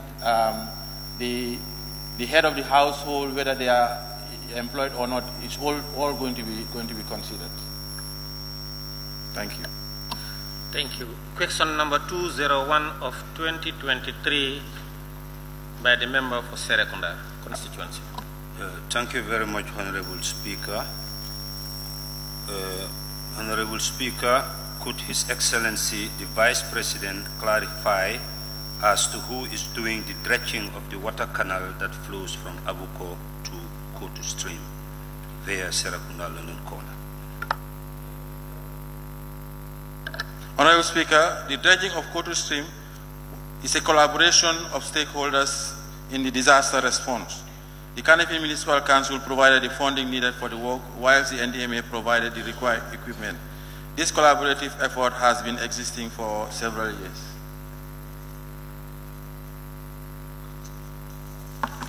Thank you very much, Honorable Speaker. We were informed by the Minister for Environment about the World Bank grant that is meant to augment that water canal. That work has started in progress, and you have started around Kotu Stream, so which include this project that the Kanifing municipality is doing. That's my question. My question is, I can rephrase it. The reason why I asked for this question will be because we were told that the World Bank grant, which was meant to augment the water canal, has started. So for the purpose of clarity, I asked this question. So when will that World Bank project start to augment the water canal? Thank you very much, Honorable Speaker. I think the question is valid. There are two issues there. I hope you will recall that before the start of the rains, I had led a team, including the Minister of Environment and the MA and other members from Kanifing Municipal Council to look at these sites and see what needs to be done before the rains start. There are two aspects. The dredging itself is not part of that project that you have mentioned. But the dredging, because we felt that we needed to do the dredging straight away so that when the rains come, there is not going to be the flooding that we had the year before. But what the project is doing is actually going to do the construction. It's basically like construction of the canal, which maybe the Honorable Minister of Environment can provide more details on that. But that is separate. That is not part of the dredging. The dredging is one, which is a collaboration between NDMA and the Kanifing Municipal Council, not just the Kotu Street, but other areas that we have looked at, including Ibo Town. But the construction that is going to be done, that is to do the sides of the canal itself. All right, and of course, including some demolition work that also needs to be done along that canal. That is going to be part of the project under the Minister of Environment. Thank you. Thank you very much. This project I'm talking about, we have been following this project, and we were told it has now been shifted to your minister, to your office, sorry, rather. So can you confirm? Honorable Speaker, as far as I understand, the project has not shifted to my office. We are all part of, there's a whole team. There's a whole team as far as disaster management is concerned, and the Minister of Environment, Honorable Minister of Environment is actually part of that team amongst other ministers, including Minister of Local Government and Land. Yes. But like I said, there are different activities concerning that canal, but they are separated. But the project is still with the Minister of Environment.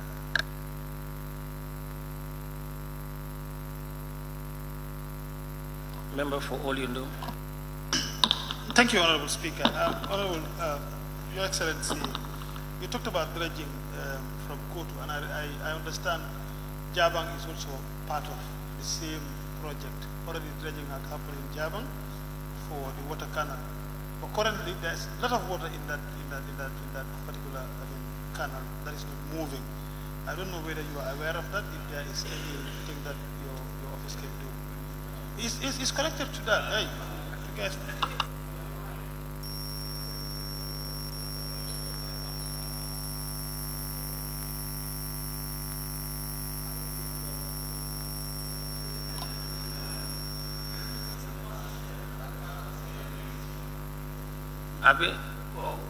What's your question, Oludum? The question from the member of Serekunda is talking about, the canal in Kotu. So I am connecting it to Jabang because it's the same problem. It's the same problem. It's the same canal. No. But it's the same project, Honorable Speaker. No. Please. Thank you, sir. Yes, some part of it is the same project. Who is using the mic? Please, don't do that.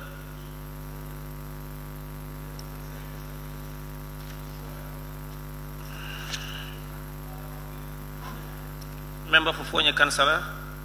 Yes, thank you, Honorable Vice President.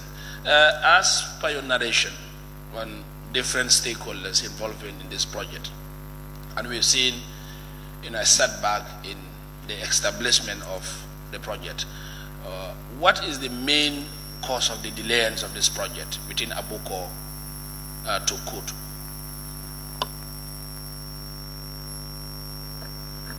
Honorable Speaker, I'm not sure whether the question is about the project or the Ministry of Environment or the dredging. The dredging, like I said, Honorable Speaker, is, like I said, we just dredge. The work that is required at that canal is huge. In fact, it will be interesting to know that there are a lot of construction onto the canal itself. That requires demolition. But because government does not have the money for compensation at this point, we cannot go ahead with that demolition. But there's a lot of demolition work that needs to be done. Thank you. Member for Bundo Kakunda. Thank you very much, Honorable Speaker, Honorable Vice President. Could you just update us about the same canal, because it's from Abuko right to Bundung to Kotu, about the canal, whether there is any demolition, like whether they identify homes that should be demolished, and if they are to be demolished, do they have the specific number of homes along that canal? Please, thank you. Honorable Speaker, like I just in my response to the member for Fonye Councillor, there are lots of structures that are 100% on the canal that requires demolition. There are other structures that maybe part of it are within the canal. Right? We have to understand that people move into the canal, and that is the cause of the problem. But because the amount of demolition that is required is so huge and is going to require a lot of compensation, that's why government has not started along those lines yet. But first of all, we need to get the funds, make the funds available for compensation before we start the demolition. Because if you demolish and you don't have the money for compensation, then it will cause another uproar. Thank you.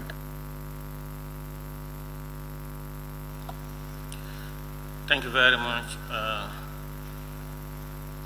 Member for Joshua. Thank you very much, Honorable Speaker. Honorable Vice President, in your response, are you talking about demolition and then trying to look for funds?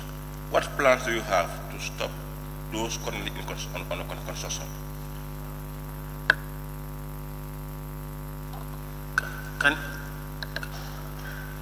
What's the question? Can you repeat your questions, please? Yes. He talked about demolition, those within the canal.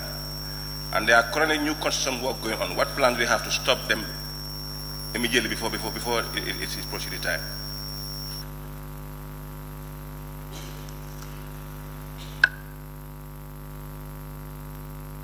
Your Excellency, you may go ahead, please. Thank you very much, Honorable Speaker. I think the solution is just to uphold the law, basically. And we hope that the National Assembly will support the executive in trying to uphold the law. Because the current laws exist that there are boundaries where you should construct. All right, and that is why I think there is a recent press release to show that those who are going outside, the demolition exercise is going to take place. Thank you very much. Thank you. The member for Busumbala. Thank you very much, Honorable Speaker. Vice President, you did make mention of this demolition, And we know last year some properties were demolished. Were they adequately compensated? Because you stopped the demolition because you try to find funds to make sure that those whose property will be demolished should be compensated. So those who were demolished already last year, were they compensated adequately? Point of order again, Honorable Speaker. There is point of order from nominated member Kebalang Fofana. You need guidance. I will still refer to 43.4. And with your permission, we can all refer to it. The Vice President is specific about the Kutu stream up to Abuko. And in his response, there was nowhere that he indicated that demolitions were done. The demolitions the Honorable Member is referring to is in Java. The two are not related. Thank you. Order, point of order sustained. The question is ruled out.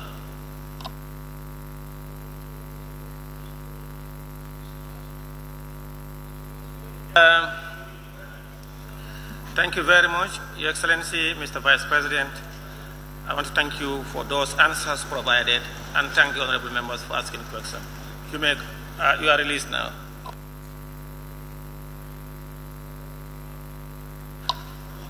Honorable members, in accordance with Order 14.3, I hereby vary the order paper and invite the Minister for Digital Economy, Minister for Communication and Digital Economy. Clerk, let's proceed.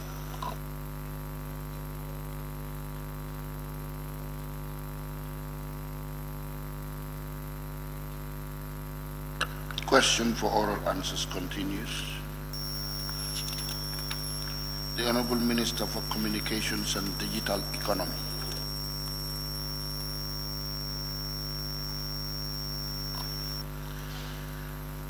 Thank you.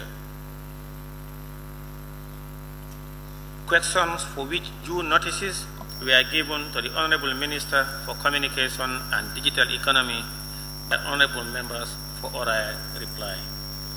Question number 284 of 2023 by the member for Sami.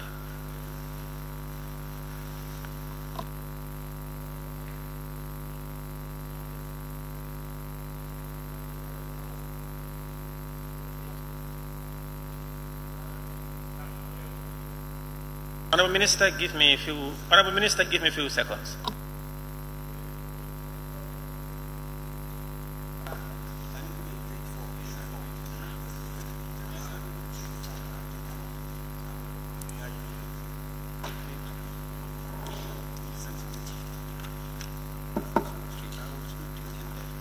Honorable Minister, please take your seat and give me just 1 minute, please.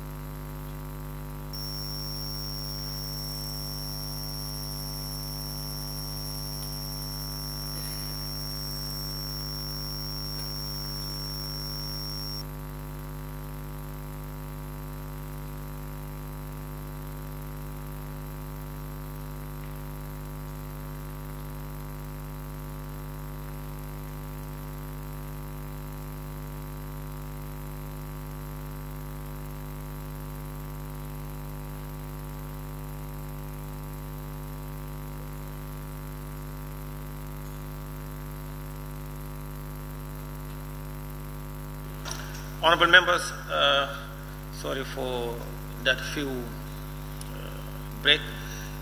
I want to, on behalf of both sides of the National Assembly of the Republic of the Gambia, to welcome our colleagues. We have a delegation from the ECOWAS Parliament, headed by Honorable Sedami of Benin. Honorable, you and members of your delegation, you are most welcome to the Gambia. And we thank you sincerely. They are from the ECOWAS Community Parliament here on a visit on behalf of the Speaker and board side of the National Assembly of the Gambia, and by extension our constituent, as the people of the Republic of the Gambia, you are most welcome and we value your contribution. Thank you.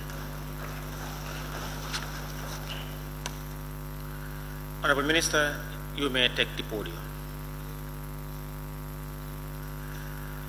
Questions for which due notices were given to the Honorable Minister for Communication and Digital Economy by Honorable Members for oral reply. Question number 284 of 2023 by the member for Same constituency. Thank you very much, Honorable Speaker. Honorable Speaker, could the Honorable Minister for Communication and Digital Economy inform this August Assembly what plans are in place for the Gambia to have second and third cables?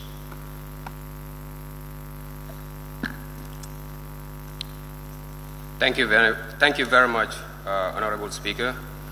I wish to thank the Honorable Member from Sami constituencies for this important question. Honorable Speaker, when I was appointed by His Excellency the President Adama Barrow as a Minister of Communication and Digital Economy in June 2022, a second submarine cable for the country has been part of my 5 priorities. I wish to note that as part of the World Bank funded 𝒂𝒏 project, we have secured a funding for the second submarine cable. As part of the activities, a transactional advisor is currently being recruited to guide the entire process. Additionally, I wish to indicate that the Gambia is part of the participating countries of the ECOWAS America Cabral Submarine Cable Initiative. In fact, the Gambia serves as the Vice Chair to the Ministerial Committee and is hosting the meeting of the experts and ministers from the 18th to the 20th of September 2023. I submit. Thank you very much. Honorable Minister, if Gambia to have this second cable, how much does it cost? Thank you very much. For the capacity we are looking for on the second submarine cable is around 30 to 35 million US dollars.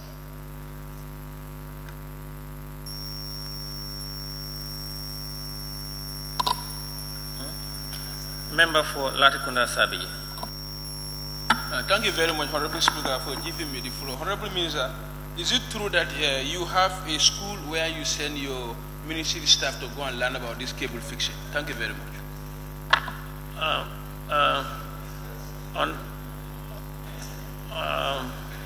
Honorable, can you repeat your question? I asked him whether he has a school where he sent his ministry staff to go and learn about this technology. This cable technology, because the cable is mentioned in the main question, so that's why. No, that question is out of order. No.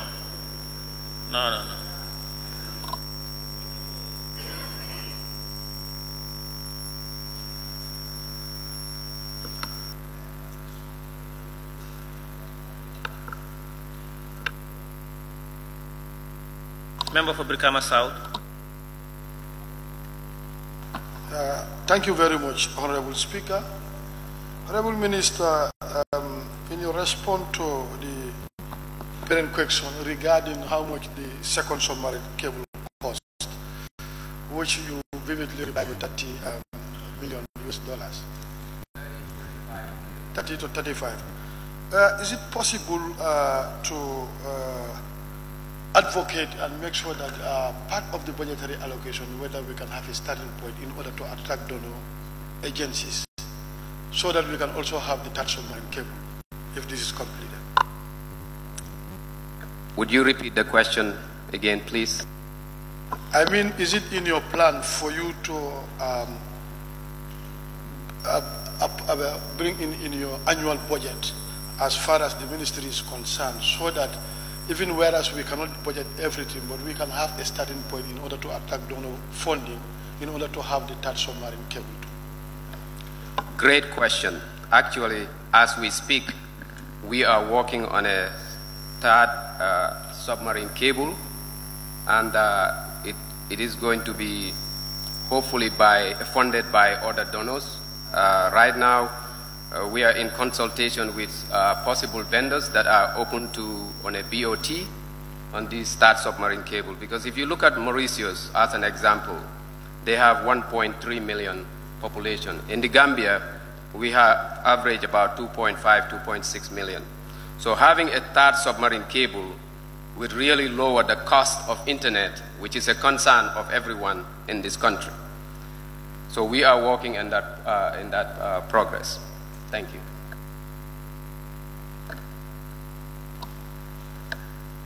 Member for Fonya Councillor. Thank you, Honorable Minister. As per your work for this third, cable, what do you think will be the major challenges currently? What are the major challenges that you are facing as a ministry? In regard to the second submarine cable? Thank you very much. For the second submarine cable, I have not seen any challenges because the fact that there are going to be a transactional advisor that is going to be recruited, that is independent, that's going to guide us, both Gambia and Guinea-Conakry, for this second submarine cable. So as the progress is right now, everything is going accordingly. For the third submarine cable, what I want this assembly to keep in mind, this investment cannot be allocated in our budget as a ministry. If you look at our ministry this year, our budget was we were only given about 90 million. That cannot even hardly sustain our operation. So to put 35 million or 30 million on that is one of the challenges. So we have to go out and look at a vendor or a provider who is willing to come and give us this submarine cable on a BOT. That is the most appropriate or most efficient way to get a second submarine cable. Because right now, as you see, the World Bank we worked very hard the last 12 months to make sure that World Bank funded this project. As far as the third one, we are in the process in consultation with other countries to see how they can help us, and one of them is Saudi Arabia. Thank you. Member for Woolly East. Thank you very much, Honorable Speaker. Honorable Speaker, we are trying to understand the Honorable Minister when it comes to the second cable. What does it entail? I believe you say you are in agreement with other vendors. What does it entail, that agreement? Thank you very much. When it comes to the second submarine cable, because when we requested this last year on the budget, we were not able to get the funding from our budget as the ministry. So what we did, we worked with the WADIP, has given about $50 million to the Ministry of Digital Economy for the next 5 years, which is the WADIP project. So we consulted with the World Bank, the WADIP project, to see if they can fund this project. So what we agreed on is, because of the size of the funding, we partner with Guinea-Conakry to make it cheaper. So now the submarine cable will be coming from Cape Verde to the Gambia directly. So this is the route we are going, and which is the most cost-effective and would faster the process. Hopefully we are looking for, by 2025, we should have our submarine cable here. Second submarine.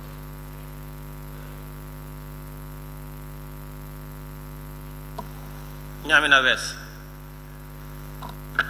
Thank you very much, Speaker, and thank you, Honorable Minister. By 2025, we are expecting the second submarine cable.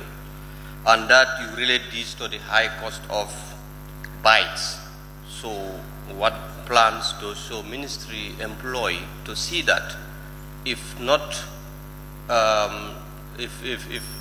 bringing down the cost of bikes, but maintain them before the arrival of this second cable by 2025? Thank you. What do you mean bytes? Megabytes, you have them in gigabytes and also, sorry. Thank you very much, Honorable Speaker. What we are doing now in terms of the east, we have the east as we speak. The east is what we are getting our capacity.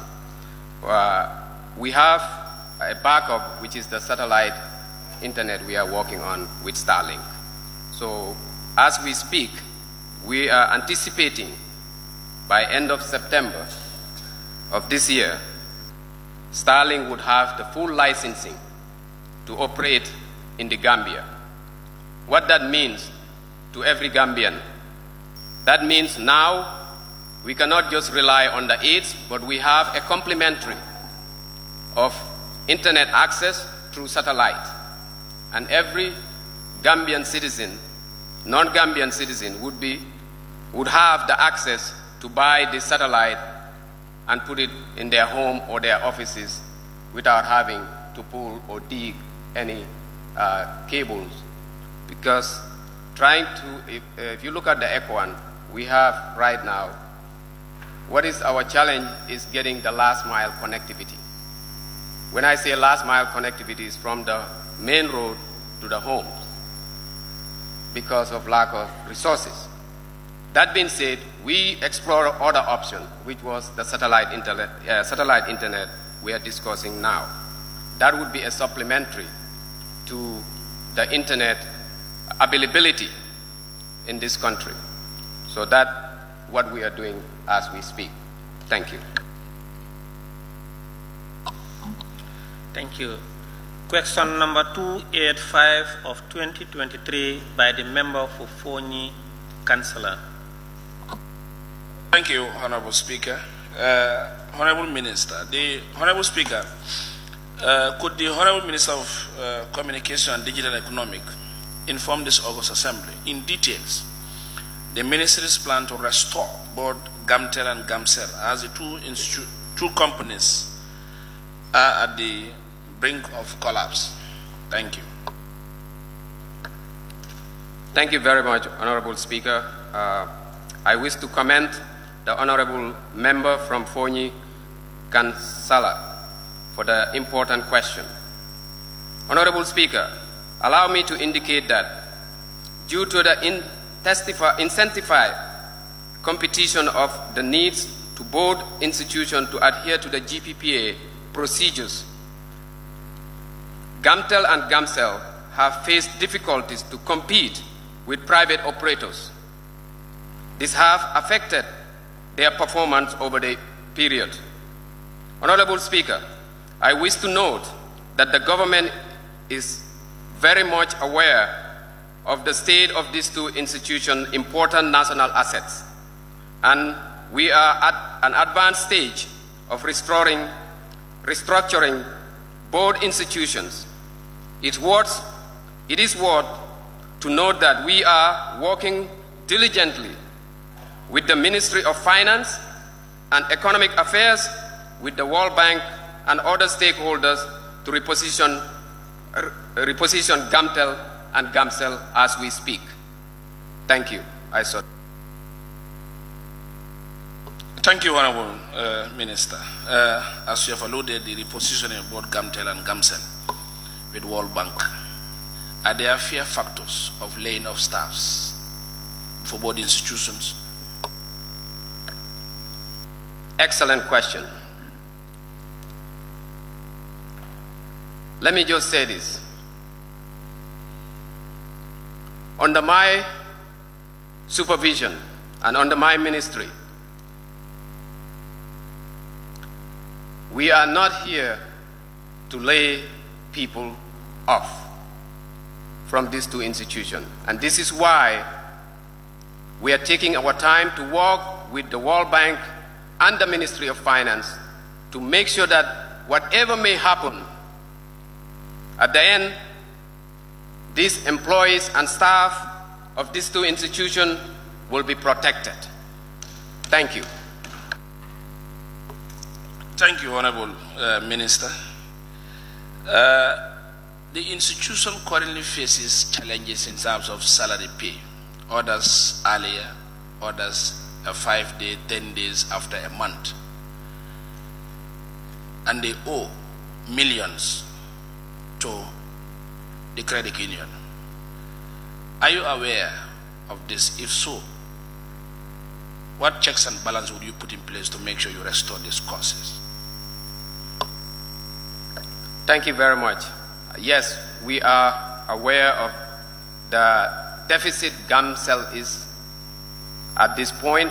However, when we do the, what we call the asset evaluation, there would be evaluation that is done, both assets of GAMCEL and assets of GAMTEL. At that point, the body or the committee that is heading that project will give us a guideline and advice on way forward on handling those assets. As we all know, yes, GAMCEL is facing a lot of challenges. With that said, currently, they have created an avenue where they would increase their revenue.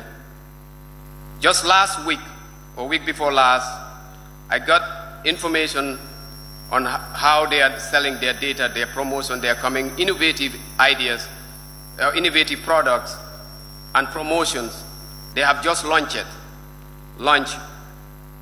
which has really helping them now to increase their revenue to be able to sustain before we make our final decision on the restructuring of the two institutions. I certainly. Nominated member Maimuna Sise. Thank you, Honorable Speaker. Honorable Minister, hence you are relying on the World Bank program and the Minister of Finance. So in case that one doesn't materialize, do you have any PPP program which can revitalize the GAMTEL and GAMCEL as quickly as possible? Because we are thinking that GAMTEL are on the blink of what we don't expect. Thank you. Thank you very much for that important question. Actually, we did launch a PPP back in March, and there was only one company that bidded, and they were not successful. So this is why we are going to the option 2, which is to restructure the two institutions. Thank you. Member for Joshua. Thank you very much, Honorable Speaker. Honorable Minister, as you rightly mentioned, GAMTEL is struggling with GAMCEL. Are there any plans in bringing back the gateway to GAMTEL so that they can upgrade their incomes? Honorable Speaker, thank you very much for that question.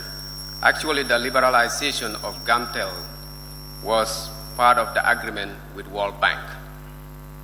So when this was done, there's a clause there that stated this cannot be revised for the next 20 years. I believe my technician is here. He can correct me if I'm wrong. So there was nothing myself or my ministry can do at this point based on that agreement. Thank you. I now invite the member for Brikama South. Thank you, Honorable Speaker. Honorable Minister, is the privatization of Gateway a major factor in putting these two institutions in that deplorable situation they are? And since that is a condition for it to continue, how do we manage that we are going to liquidate the GAMTEL-GAMCEL?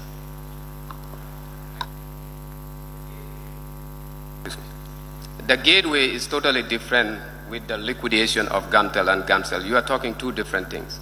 The gateway is the revenue stream for international traffic data monitoring.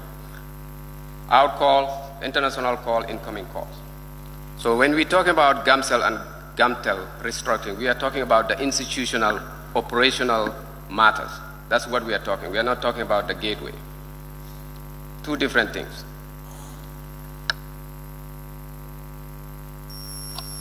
Member for Basse. Thank you, Honorable Speaker. Could the Honorable Minister, in the brings of the collapse of these two institutions, what are the major causes you identify to this collapse of the two institutions? Thank you. Thank you very much, Honorable Speaker. Looking at these two institutions, one of the major issues for GAMTEL specifically was the liberalization of the gateway. Because if you look at the gateway, that was what was generating revenue for GAMTEL. Now 50% of that revenue is going to the operators and 30% is coming to the government. And I think that's on the next question. Looking at that. So there's that challenge GAMTEL has when this was done. Thank you. Member for Lower Salum. Thank you, Honorable Speaker. Honorable Minister, can you please submit this document, the contract document between the World Bank and Gambia for liberalization of the 20 years, the gateway? Again, are you aware that contract was awarded to a company? When it was signed, you are still holding that sign. Are you aware of that? Contract of what? I'm not sure. What contract? Of the gateway. I don't think that contract is the gateway, Honorable Minister. I am not aware of it, but I can look into it. I can look into it for you.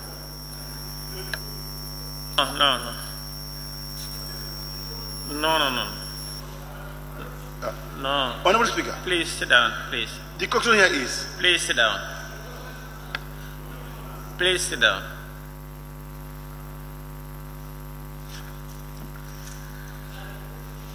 No. Honorable Speaker. Please. Each member is entitled to one supplementary question. Please. Yeah, if you ask your supplementary question and the minister's answers, whether that's the answer you are looking for or not, that's it. Please sit down, sir. Please give me a chance, Honorable Speaker. Please sit down, sir. Question number 286 of 2023 by the member for Jara Central. Thank you very much, Honorable Speaker. Honorable Speaker, could the Honorable Minister for Communication and Digital Economy furnish this August Assembly with information why internet is expensive and unreliable in most parts of the Gambia? Thank you. Thank you. Thank you very much, Honorable Speaker. Honorable Speaker, please allow me to comment on the Honorable Member from Jara Central for this important question. Honorable Speaker, the high cost of internet and data in this country is a concern to everyone. Following my appointment as Minister, I have extensively engaged all the relevant players with regards to price reduction. I want to report that this engagement had some positive results. To begin with, 𝒂𝒄𝒄𝒏 has now a promotion called WhatsApp Bundle. This was based on an engagement with our ministry and 𝒂𝒄𝒄𝒏. If you look at 90 megabytes, it's $10.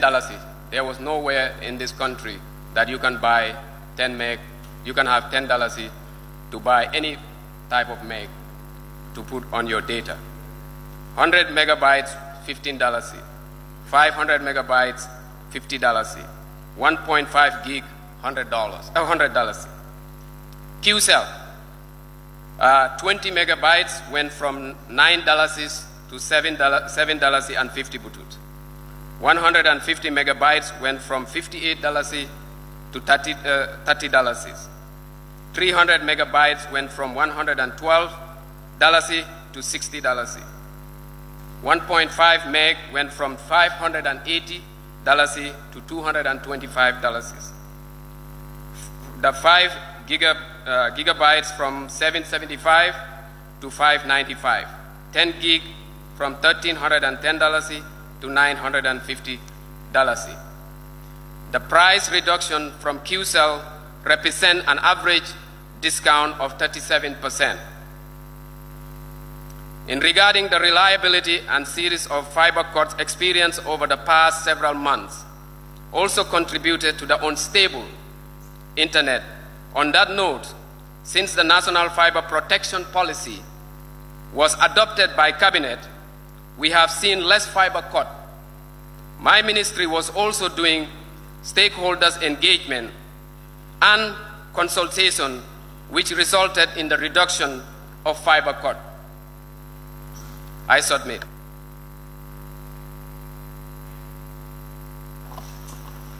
Thank you, Honorable Speaker, and thank you, Honorable Minister. Now, you've mentioned reduction of megabyte from AfriCell and QCell. What about the other partners? Thank you very much. The other partners is a commune. If you look at commune, I signed the renewal contract for commune to start, and one of my conditions, or 3 of my conditions, prior to signing this agreement with commune, was to reduce the cost of data. And you can see the SIM card, they were giving free SIM card, and people were lined up at their offices due to this discussion and conditions I put with signing the license for commune. With GAMCEL. GAMCEL, this is where the conversation and the engagement with GAMCEL resulted. GAMCEL had never raised their tariff rate, is still the same. Thank you. Thank you once again, Honorable Speaker, and thank you, Honorable Minister, once again. Do you have further plans as a ministry to further reduce this cost of bundles, mega bundles? Very important question. Thank you very much.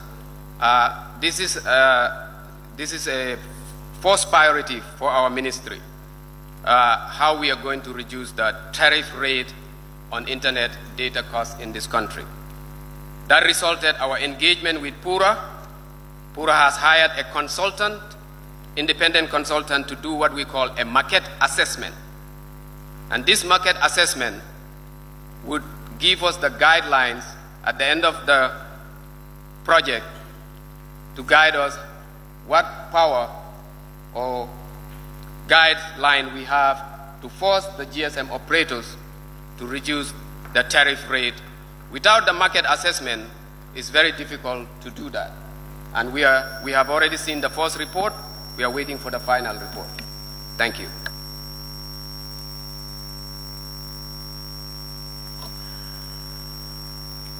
Member for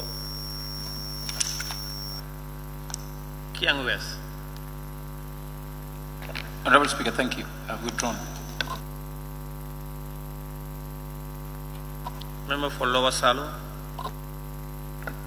Honorable Speaker, Honorable Minister, you have mentioned Comium reason $10 for internet, cheap.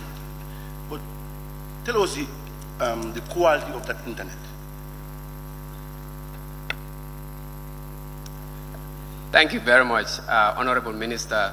That would be a question for PURA. I don't have the tools to see the quality and monitoring of data quality. Thank you.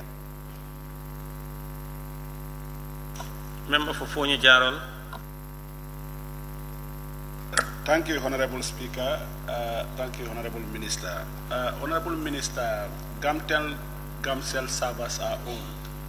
And then I don't know how soon you plan to renew to purchase the new ones, or to replace them. Thank you very much. Actually, there's a TOR.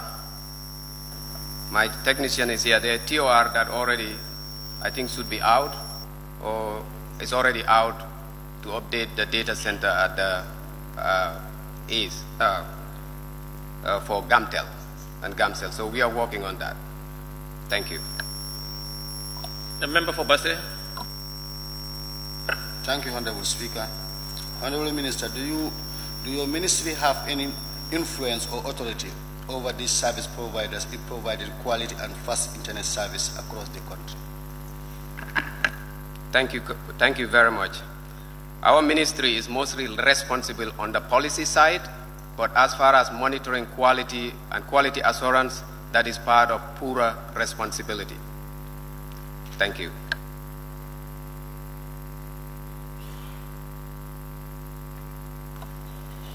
Nominated Member Kebalang Fofana. Thank you, Honorable Speaker. Honorable Minister, you've indicated that after your stakeholder meetings with the GSM companies, you were able to substantially reduce the price of data. What will be your answer to the statement that GSM companies are unreasonably high charging data prices without? What will be your answer to the statement that the Point GSM... of order, Honorable Speaker. There's a point of order from the member for Fonyi Bintang. I rise on point of order 38, admissibility of questions. 38C, questions are not contain argument, interference, opinion. So the honorable member's question contain opinion. The order is ruled out. Thank you. Honorable Speaker, Honorable Minister, why are GSM companies charging high prices to Gambians? Honorable Minister, thank you very much.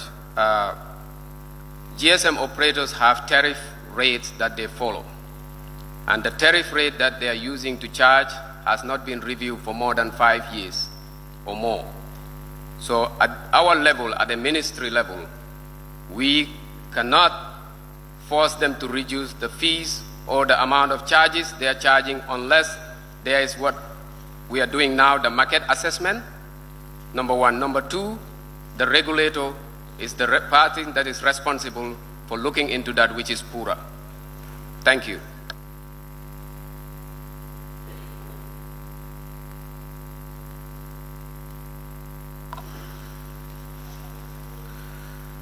Question number 287 of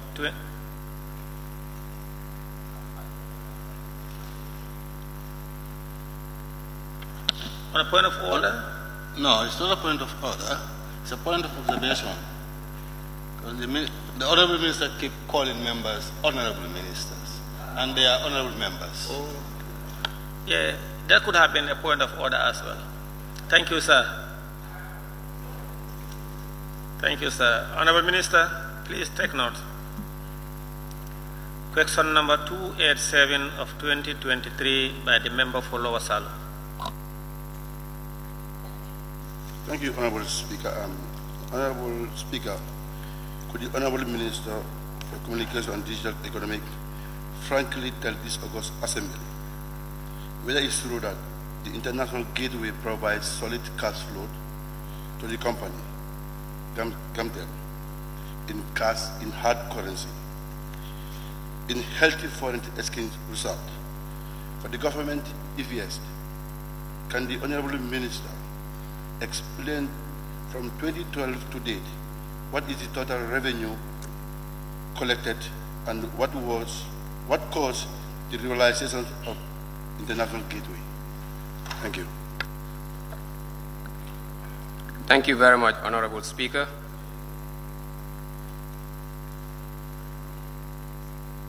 Minister, please go ahead. Thank you very much, Honorable Speaker. I want to commend the Honorable Member from Lower Salem for this important question. Honorable Speaker, the International Boys Gateway has been one of the key revenue streams for GAMTEL over the years. The government revitalized the gateway in 2019 in line with the international best practices as per agreement with the developing partners.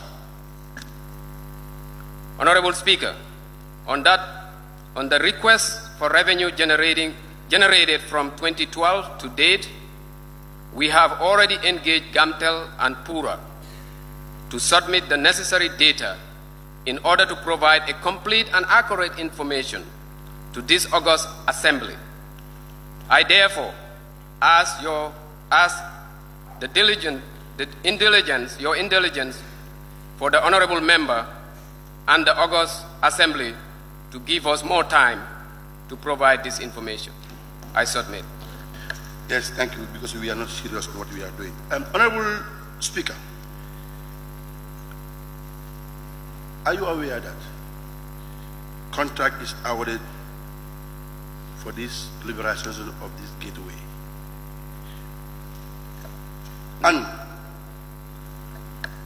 are you in a position to give us the contract document between the 20 years agreement, World Bank and GAMTEL?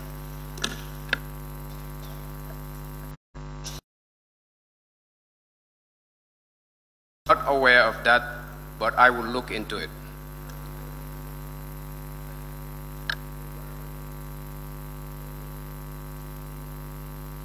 I said I am not aware of it, but I will look into it and get back to you.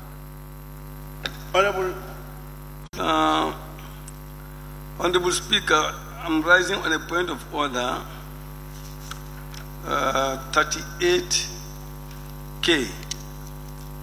A question shall not be asked reflecting on the character or conduct of any person whose character or conduct may only be challenged on a substantive motion. The member made a comment that these people are not serious, that's why, before he raises supplementary question. And that is not acceptable.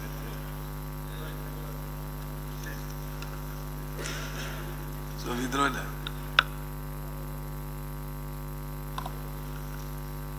I will come back to that. Minister, please proceed. Honorable Speaker, point of order. National Development Aid. There is a point of order from the member for Bintang. Honorable Speaker, point of order 39. The Speaker's duty as to question. The Speaker, subject to Standing Order 38, shall be the sole judge of the admissibility of a question. And I think the National Assembly need to look at this, whether the Speaker should administer the judgment or not. Because at times we question your judgment on certain issues. Thank you.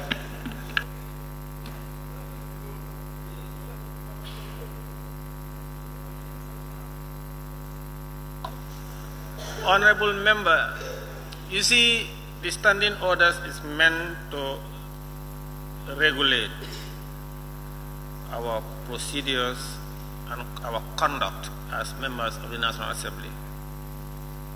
You see, without which it will be tantamount to a village bantaba, and it would also be equal to what you just have done. You are out of order.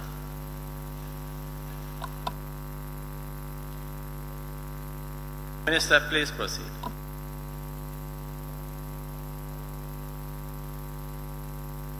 No, it's not answered.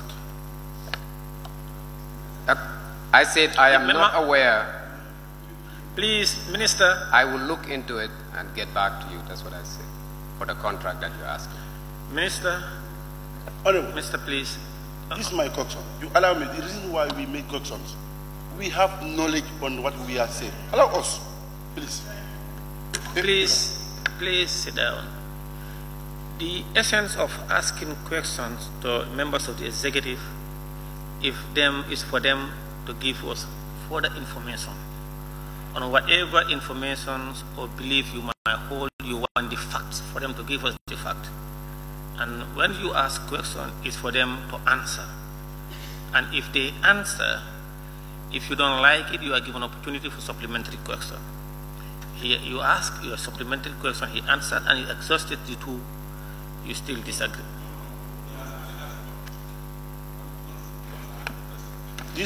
Who is that? Honorable Gassama. Honorable Speaker, the part of Please sit down, sir, please. My aides told me you asked one question, you are left with one. Yes, even the one that I asked, part of it is answered, but part of it is not answered. You are to ask only one question. Yeah, it's a question that you allow me to do. Okay, now please, you have one question. Go ahead and ask your question. I will come back. Honorable Minister, the contract document that is signed for 20 years period between the World Bank and the Camden, are you ready to submit to the National Assembly for review?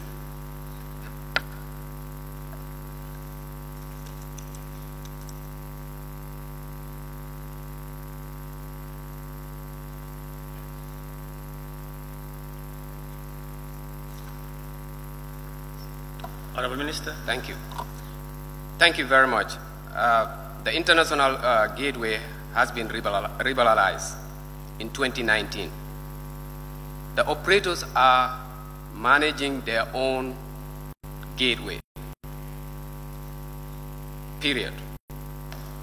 PURA is managing and monitoring the system in place. Thank you. Honorable Speaker, I think the Minister is diverting this question. The question here is, you have made a contract with the World Bank for 20 years period.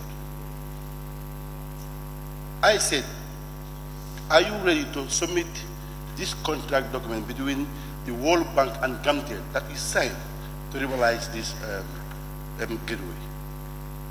And thank you very much. My answer was to you, I will look into it and get back to you. That was my answer. Thank you. Member for Kiang West. Honorable Minister, in your response to the question to furnish this Honorable House with the funds that was generated from 2012 to date, as far as the issue at hand is concerned, that you have admitted that you will engage the relevant stakeholders to furnish you with this information. The purpose of oral question is that the oral questions are given with due notice for ministers to notify their technicians to furnish you with information before you come back. What prevents you from having this information when you receive this question? Very good question. Thank you very much. I take full responsibility for this, not providing this information today. However, I rely on these two institutions, PURA and Gamtel, to provide this data for us. Why we have not got it to the time I got back from my international travel, I cannot answer that question, but I take full responsibility and I will provide that to you shortly. Thank you. Thank you, Honorable Minister. Yes, please, thank you for that and provide that as soon as possible. Member for Woolly East. Thank you, Honorable Speaker. The answers are many, but my question is whether your ministry is willing to actually engage in conducting thorough assessment of the Gamshell to determine what is the real cause of the crisis there.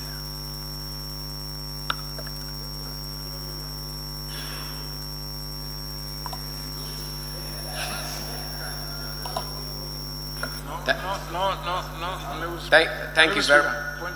Thank you very much.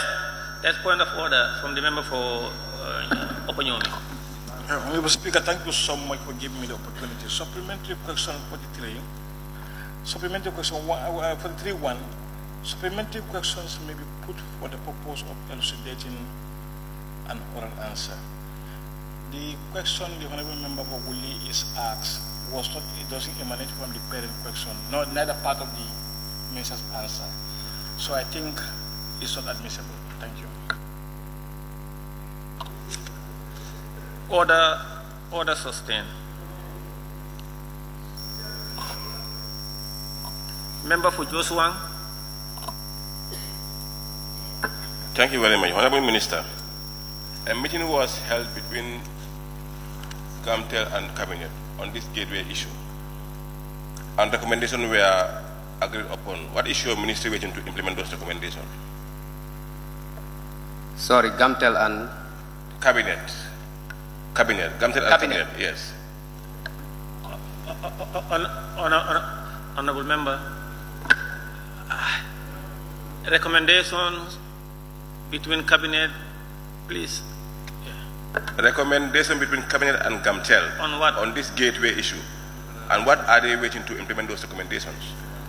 No, but it's on the gateway, don't worry, it's on the gateway. I'm on the gateway.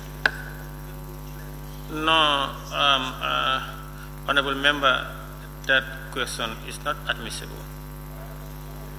Please, if you want, you can write it as a substantive question and ask. But, Honorable Speaker. Thank you, sir. Please take your seat.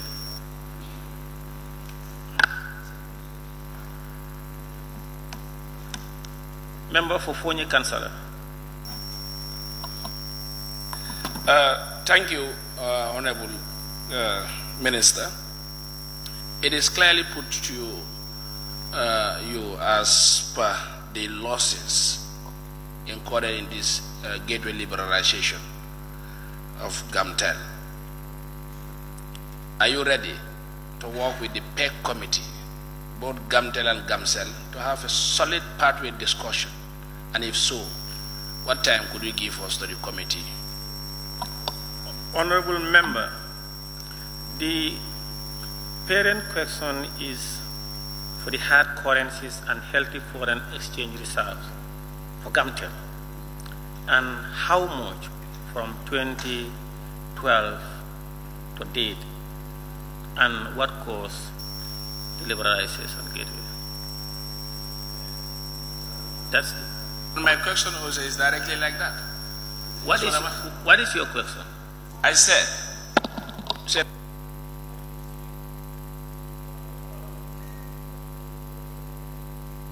Member, please. Yes, what I'm just saying is the causes of the losses of both GAMTEL and GAMCEL is through this liberalization of gateway. As a committee and the ministry, would he be available for us to have a vivid discussion to see the pathway of this loss? Honorable Member, thank you very much. When he leaves, you can discuss with him at the corner, or you write to him. No. As a committee. Why can I discuss with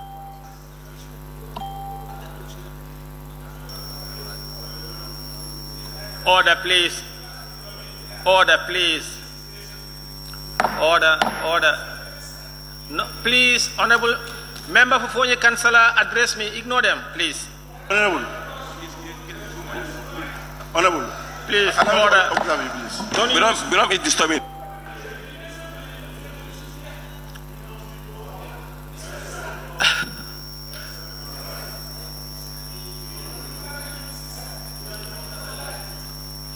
Honorable members, please don't use your mic. The honorable member for Fonyi Councillor is suggesting proposing to the minister for a meeting with other committees. That has nothing to do with. No, okay, please. No, please, honorable member for Fonyi Councillor, please. Honorable member, please. Honorable member for Fonyi Councillor, please maintain order. Honorable member, maintain order. The committee should write and request those meetings. The member for Brikama South.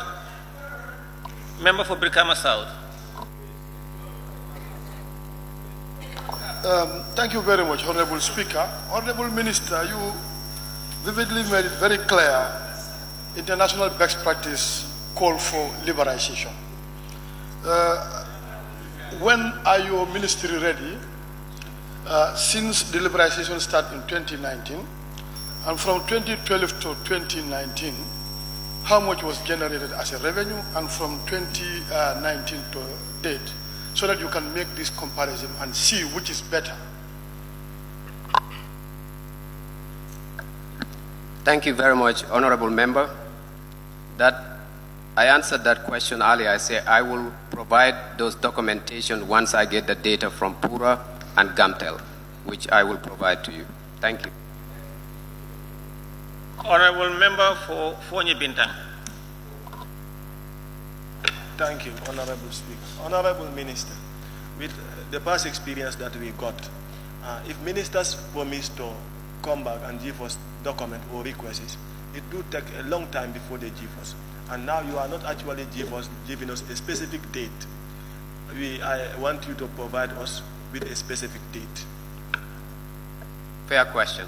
Thank you very much. We will provide it to you by next week, Friday. Thank you.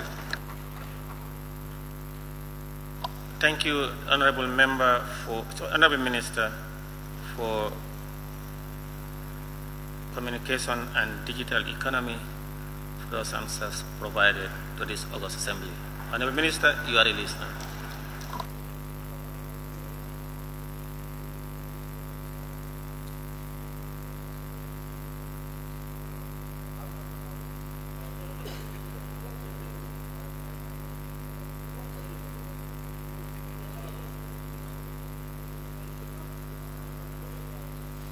Clerk, you may proceed.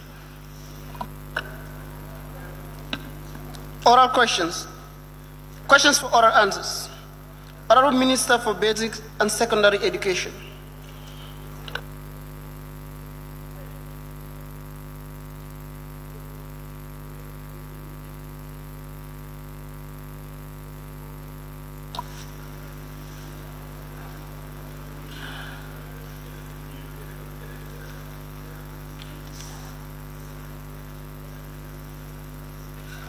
Thank you. The Honorable Minister for Basic and Secondary Education, you may take the podium.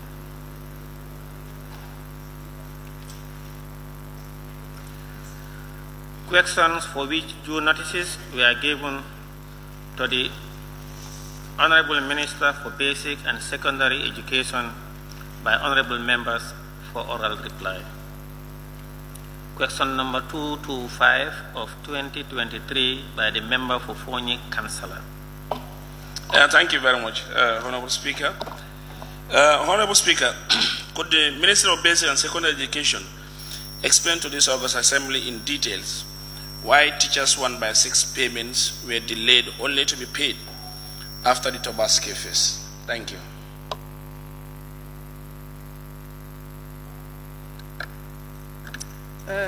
Good day, Honorable Speaker, members of this August National Assembly. Honorable Speaker, the Ministry also got information that there was delay in payment of the salary advance of 1/6 for some teachers. This mainly affected teachers in government subvented schools. The Honorable Member may wish to note that payment of salaries of such teachers is done at the level of the Accountant General Department, Treasury.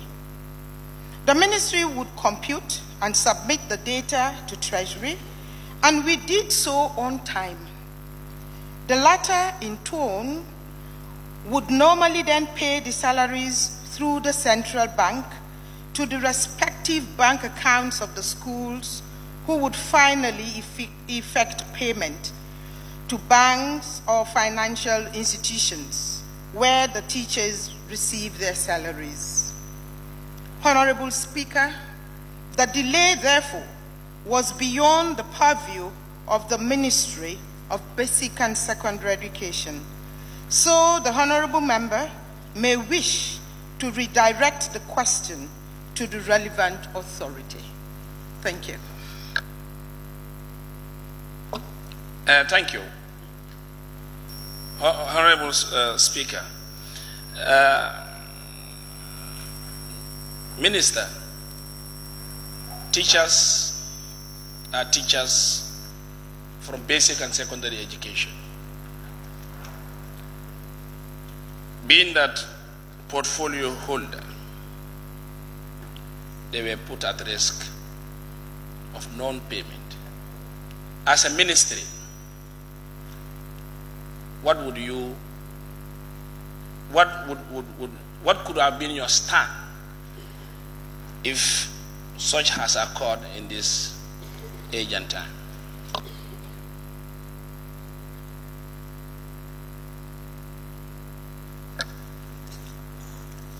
Honorable Speaker, like I said, the failure for the 1/6 advance payment to have reached the accounts of these teachers was not the fault of the Ministry of Basic and Secondary Education. All we had to do, we did, and the information was forwarded to the relevant authority to effect the payment. We only knew that they did not get their 1/6 payments when it happened. It was our wish that, like those teachers who receive their salaries or their payments directly from government to their accounts, we wish everybody else was able to experience the same. But unfortunately, it did not happen. And we will engage, or the people who are responsible in my ministry, the accounts and others, I guess have engaged the respective authority to be able to look into the matter. It is our wish that such things do not happen. We empathize with them, and we hope and pray that there would be changes in future. Thank you. Honorable Minister, reliably informed that computing error had occurred from your end to the Accountant General, where orders are paid, orders are not. How qualified is that unit at your ministry?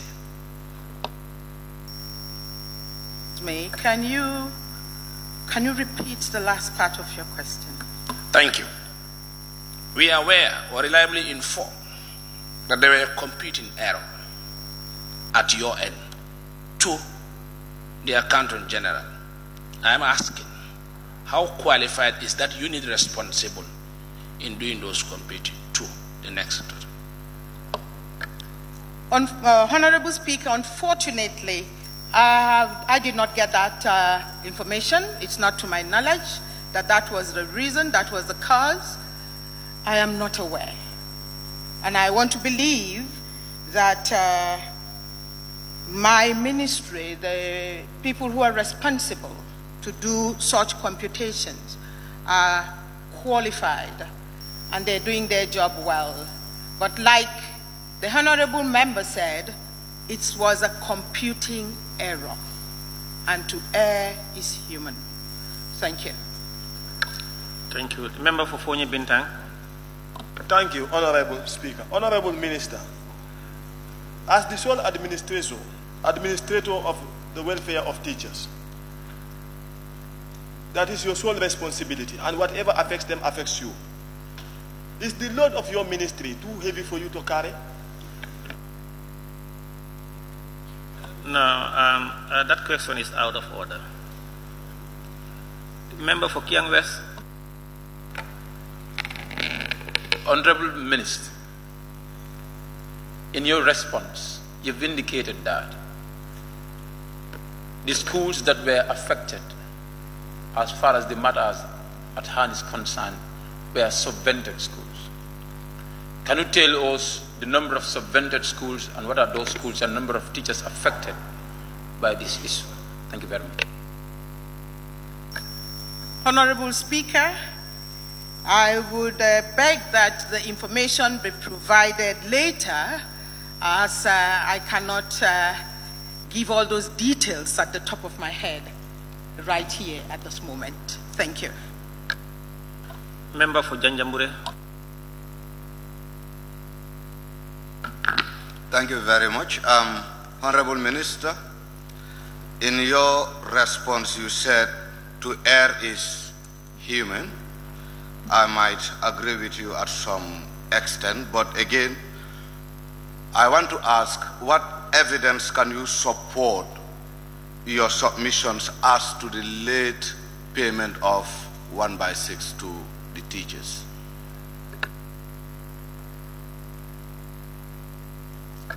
Honorable Speaker, like I already said, it was not solely the responsibility of the Ministry of Basic and Secondary Education, as I understand. It was a late payment from another institution into the accounts of the teachers who were affected. So, I don't know how that can be the sole responsibility of the Ministry of Basic and Secondary Education.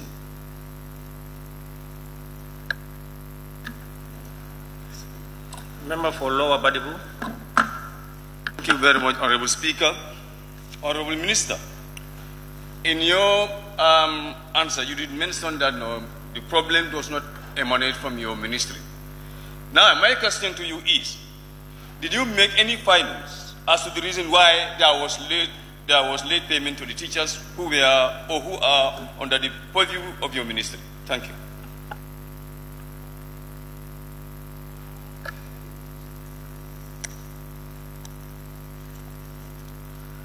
I would like to assure, Honorable Speaker, I would like to assure the Honorable Member that there were no errors, like I said.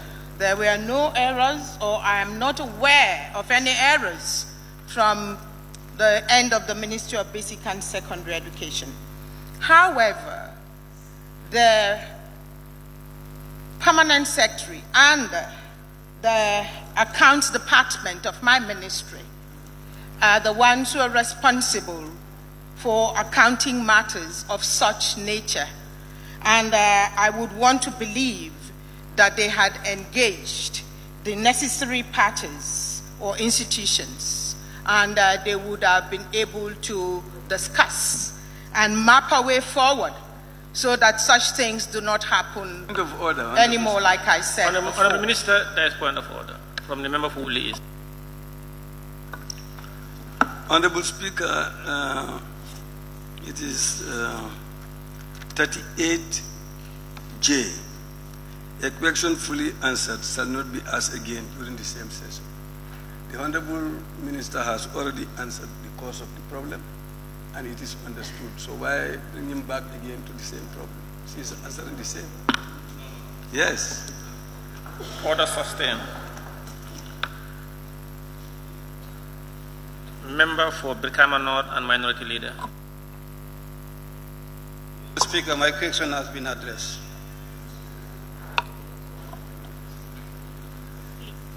I did, my member for Oponyomi, I did already. You now have the floor. Member for Oponyomi, please. Oponyomi, supplementary question. Honorable Speaker, I think the answer given by the Minister suffices, so thank you, I withdraw. Thank you very much. Question 226 of 2023 by the member for Banjul South.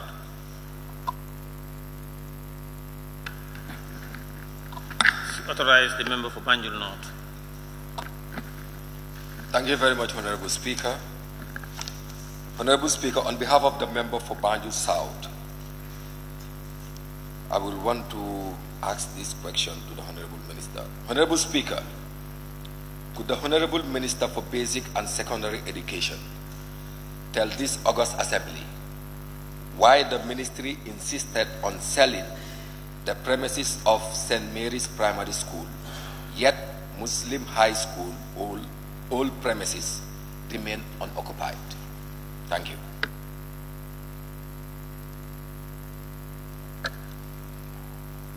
Honorable Speaker, the Honorable Member would recall that in my answers to questions raised in relation to the relocation of these schools, I did clarify that the whole area where the premises of these schools were located in Banjul South have been earmarked for the Banjul Ports extension or expansion project.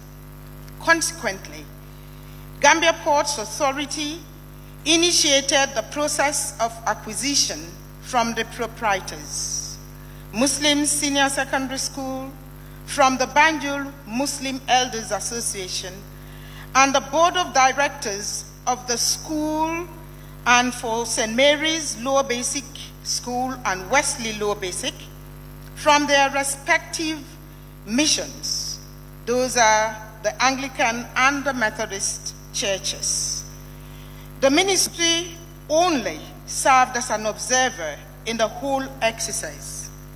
Finally, even though the acquisition process for Muslim Senior Secondary School might have been completed, occupying or developing the premises is the prerogative of GPA.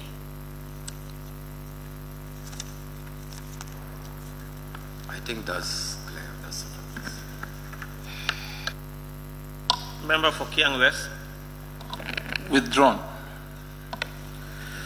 Question number 227 of 2023 by the member for Banjul South to be read on her behalf by the member for Banjul North. Thank you very much, Honorable Speaker, once again. On behalf of the member for Banjul South, Honorable Speaker, could the Honorable Minister for Basic and Secondary Education inform this August Assembly if there are plans to change the school curriculum following the trend of total failure of all aspects, considering the results each year both in grade 9 and grade 12. Thank you. Honorable Speaker, every year when the results are released, both the Ministry and the West African Examinations Council, WAEC, would provide an analysis for public consumption. Furthermore, I did appear in this August Assembly in the year 2022 legislative year and the previous years to share our analysis, and there has never been a depiction of total failure. To call them so is certainly a matter of opinion. Therefore, there has never been a concern within the ministry to change the curriculum because of poor results. However, like other countries, and in responding to the present circumstances and the transforming education agenda of 2022, our curriculum should respond to the ever-changing needs of the labor market in terms of relevance. This is why the curriculum is being reformed to focus more on the development of competences, skills, attitudes, and values rather than on content. To this end, the new curriculum includes subjects such as civic education, environmental education, and social studies. Agricultural science was unpacked thus: animal husbandry, fisheries, forestry, and crop husbandry.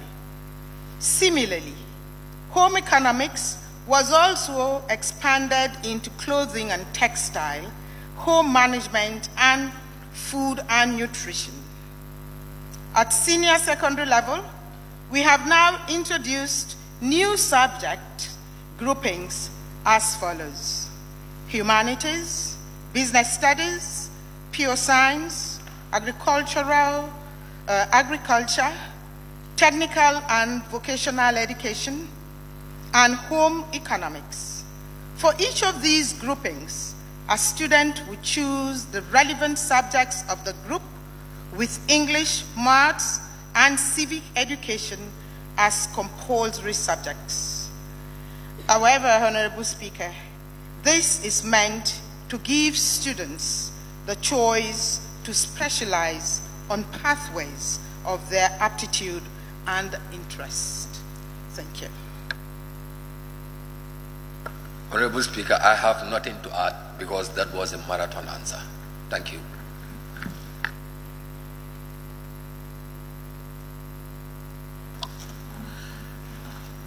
Is this one? Member for Fonyi Bintang. Thank you. Honorable Speaker, could the Honorable Minister tell us the reason for the constant failure from grade 9 and 12? Was it not the same question? Curriculum changing. Asked the reason for the failure, and the minister denied that. For the failure, we want to know.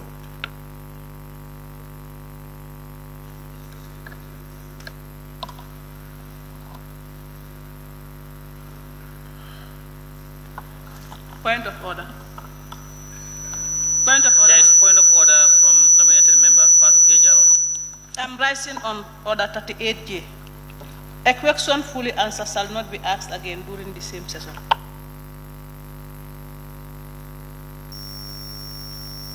Yes, because the questions ask total failure grade 9 to 12, and your supplementary is the same.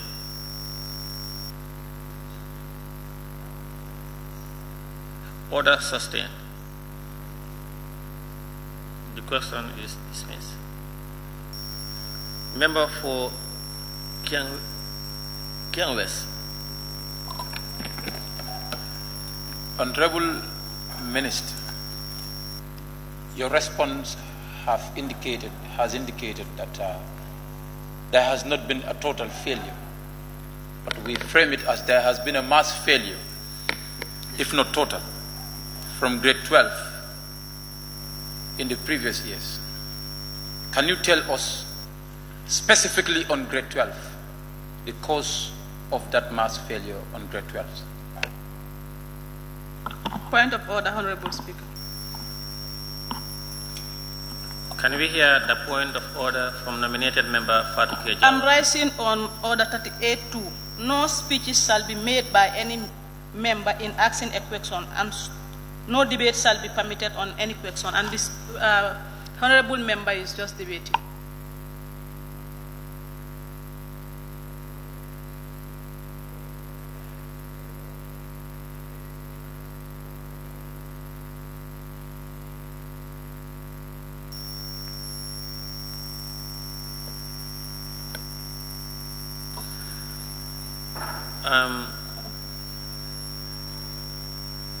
The order is ruled out. Minister, please respond. Like I responded earlier, to say there was a total failure is a matter of opinion. And at the Ministry of Basic and Secondary Education, when we analyzed the results, there is no point in time when we saw total failure. A total failure would mean that all the students who sat to the examination, to the WAS exams, they all scored 9 in all the subjects. But the reason that, or the fact that there were students who got 8 credits, 7 credits, 6 credits, perhaps missing maths or English, does not mean that it was a total failure. And the fact that we got some students who got the required credits to be enrolled at the university or be admitted at the university shows or further indicates that there was nothing like a total failure. Because Honorable Minister, yes, sir. Time to answer supplementary question is limited to 2 minutes. Speaker, I didn't ask question on total failure. I was asking on mass failure, on specifically on grade 12s. But I was agreeing with the minister that there was no total failure, but we could specifically talk about grade 12. There was a mass failure in previous years, but I was not talking about total failure. My question was not addressing that. I was asking about mass failure on grade 12 in the previous years. So that was what I have questioned. Thank you, Honorable Member, and thank you very much also for taking the floor without leave. Thank you. Honorable. Yes, thank you, sir. Honorable you Speaker. are right. That's why I allowed you to clarify yourself. Honorable Speaker, point of order. Point of order from member for Fonyi Binta. Honorable Speaker, point of order 36. Questions to the Vice President, Minister, and the Assembly. 36.7. A question must be answered as clearly and as fully as possible. The Honorable Minister is not answering questions clearly and possibly and fully. Please.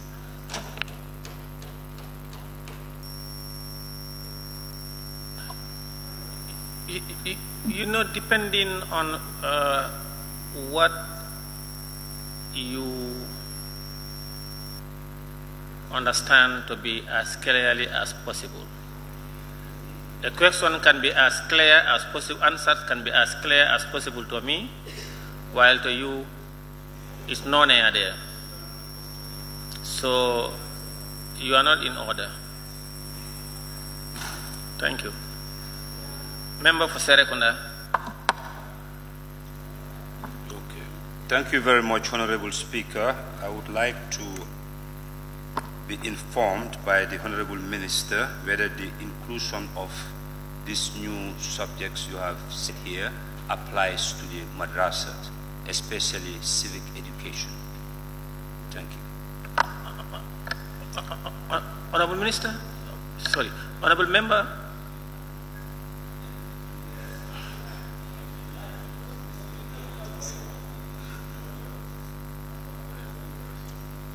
Can you repeat your question? That would be to the discretion of the minister whether she had what I asked. No, okay.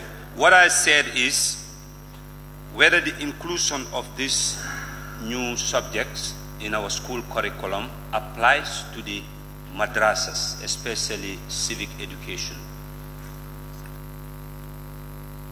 Minister, please respond. Civic education is now a core subject, and since we have the synchronized curriculum with the madrasas, those madrasas that are registered and are using the synchronized curriculum, I believe it applies to those madrasas. Thank you. Member for Nyamina West.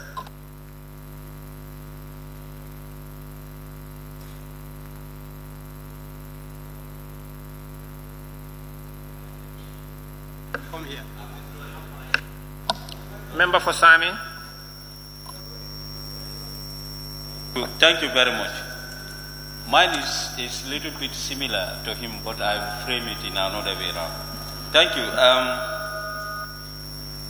We all know that in those days, civic education starts at Form 1 up to Form 4. So my question is it going to start at the lower, up to grade 7, up to 9, up to senior schools?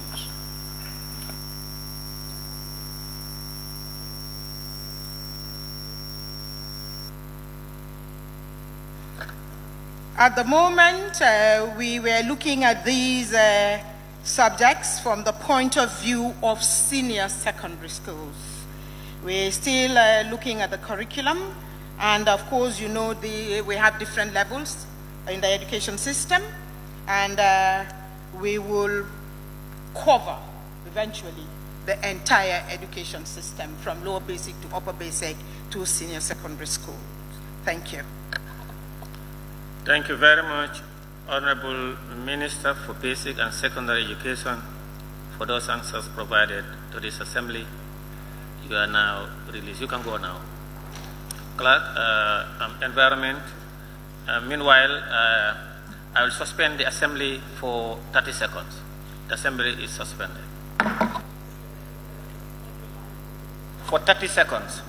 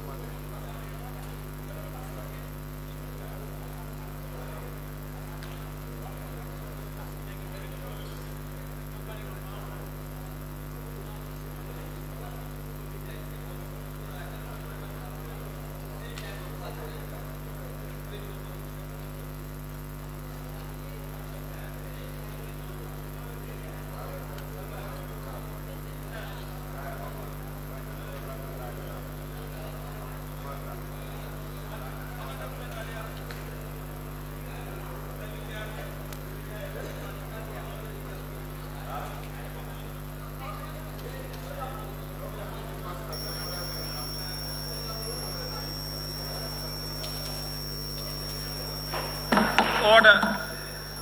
The House resume. Clerk. Thank you. Question for oral answers continues. Question for oral answers by the Minister for Environment, Climate Change and Natural Resources.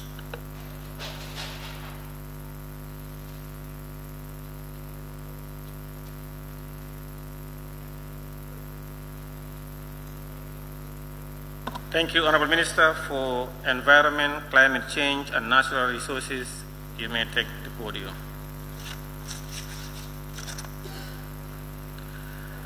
Question for which due notices were given to the Honorable Minister for Environment, Climate Change and Natural Resources by Honorable Members for oral reply. Question number 207 of 2023 by the member for Brikama North.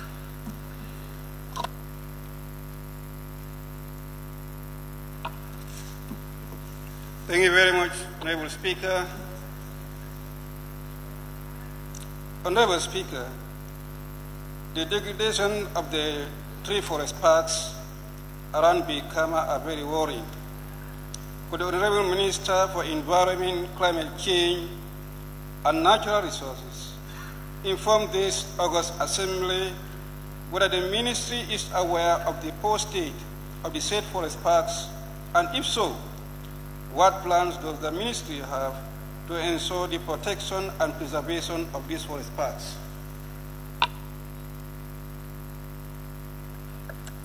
Thank you, Honorable Speaker. I first apologize for my poor physics and my voice. Thank you, Honorable Member for Brikama North, for your concern in the state of our forest parks. The Ministry is indeed aware of the deplorable state of the three forest parks in क़्वेक़्सॉन, which were gazetted in 1952 and converted to single species part of the plantations Malaina in the 1960s by the colonial administrations. I will summarize. The trees have a lifespan for about 20-25 years, and from the years given above, they have surpassed their lifespans and needed to be harvested, which have been done. At the moment, on the activities being implemented to get this situation corrected, several measures are in place for the protection and preservation of the parks, including prevention, control of indiscriminate night dumping in the forest park, which is not in line with usual forest maintenance, through the persistent cleaning of the dump sites in the forest with the help of some of the environmental groups and concerned citizens. The department is currently embarking on silvicultural treatment, that is trending operations of some of the compartments with big trees to release them from climbers. Direct seedlings with the Baransko, that's the Sibo, and indigenous tree species is going on to gradually replace the species that is currently there. Currently, the Global Environment Facility, that's the GEF, has approved the access and benefit sharing project to be implemented by the Department of Parks and Wildlife Management as lead institutions, to be supported by Department of Forestry. These 3 parks are included in the project intervention site. The department intends to fence the park in the project to reduce human intrusions and in the case of illegal dumping. The department has long since ceased utilizing the trees product in this park to allow them to regenerate, to grow gradually to enhance the environmental services in the rendering of the surrounding communities. Thank you.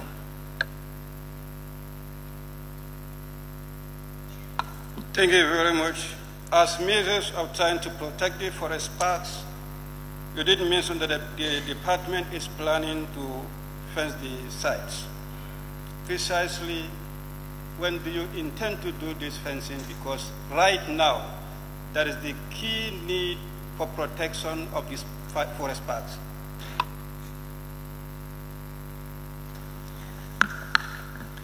Thank you. As I mentioned, this is a project already in the formulation state, about to be implemented. We have not launched it yet, but as soon as possible, hopefully before the end of this year, we'll finalize on the implementation of the project. Honorable Minister, another factor that is also contributing to the deplorable state of the forest park is as a result of illegal deforestation. And this could be as in the absence of the forest guards that used to be there. Do you have in plan to employ more forest guards? Well, actually, this has been on a long-standing discussions. That is to say, we need to revive and look into what has been positive in terms of the protection of this forest cover. And key among them has been having local forest guards who have been supportive at the community level, because only you and I and the government cannot do it all. But again, this also has cost implications. What we want to do now is to merge these 2 departments' workforce. That's both the Department of Parks and Wildlife and the Department of Forestry, rather than having separate units dealing with different things when they are already military and almost their work is interrelated, to have them so that we can have a more number of staff under the same department managing the same resources. So this is also part of it. We've already designed the concept note, which is under review, to make sure that at least there's no conflict of interest, but at least synchronies of people, for workforce to cover a larger area.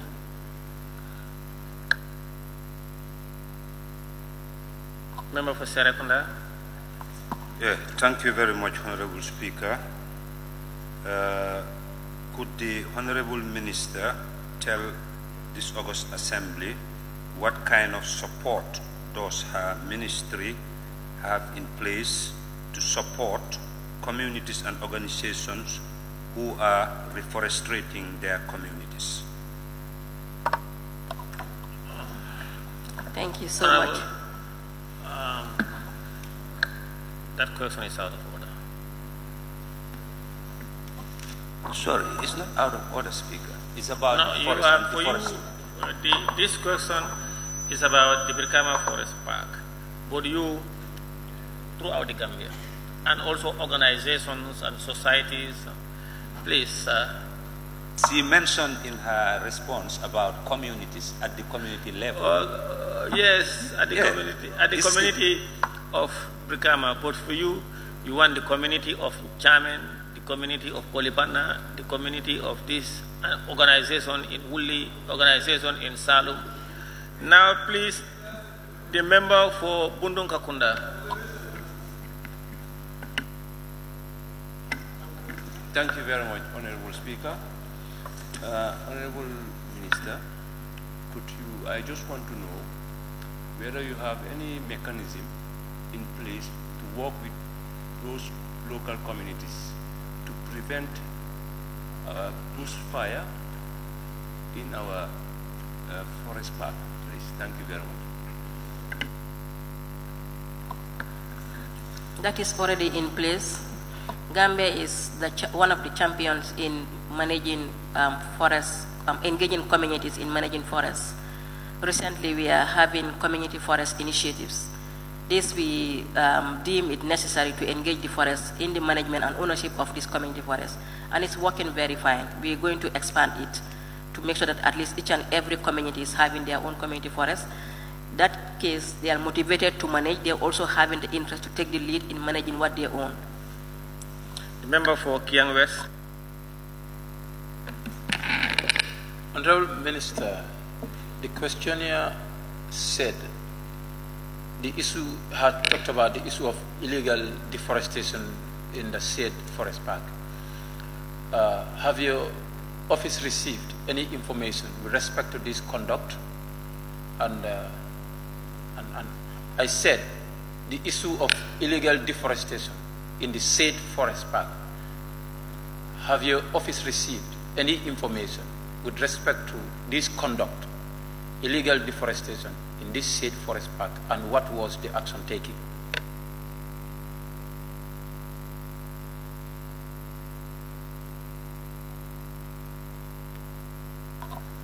Honourable Minister, please respond.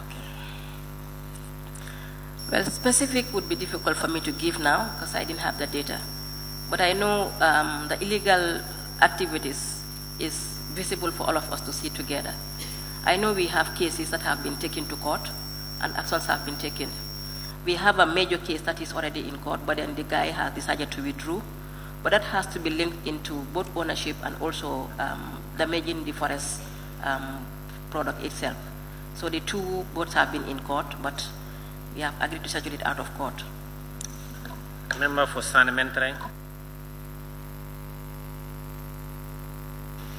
Thank you very much, Honorable Speaker. Honorable Minister, to ensure the protection and preservation of the forest parks, 𝒂𝒄𝒏 Forest Park, I have seen, I'm seeing they're fencing that forest park. Is that also part of the protection that you're doing? Honorable Member, it's really not, even though you are my MP, but the question is out of order. Thank you.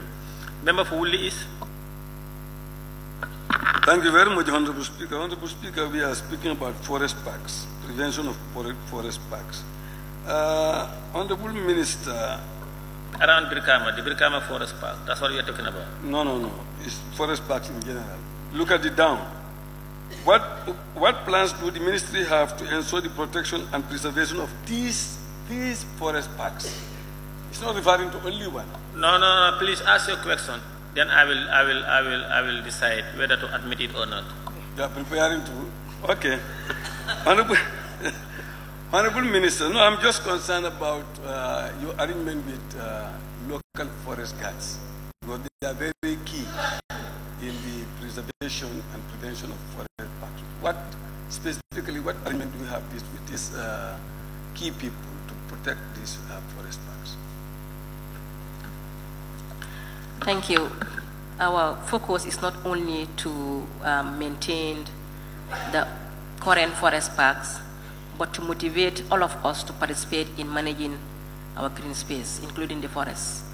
And we're coming up with innovative strategies, not very long to come. Just today I was discussing with an investor on this. We need to bring, I've been saying this in the National Assembly, if you follow the Africa Climate Summit, it was key on the agenda that we need to leverage on the opportunities that is both climate smart and also revenue avenues. And key is the issue of carbon trading. Carbon trading goes directly to benefit both the community and bringing them also to partner with the forest management team, as well as giving them something to motivate them to take the ownership and managing it. We know that people who are intruded into the forest, they're doing it just to gain their economic situations, and we have to understand this. So this is one thing we have to do. Let's look at what will demotivate them and divert their actions in terms of degrading the forest cover. But also let them join us in building the forest cover. That is one thing we are going to do, and not very long we'll implement a key aspect of this, inshallah. Thank you. Thank you very much, Honorable Minister, for Environment, Parks, Wildlife, and Climate Change. Climate change and natural resources, for those answers provided. Thank you. You can go now. Fisheries, Clerk.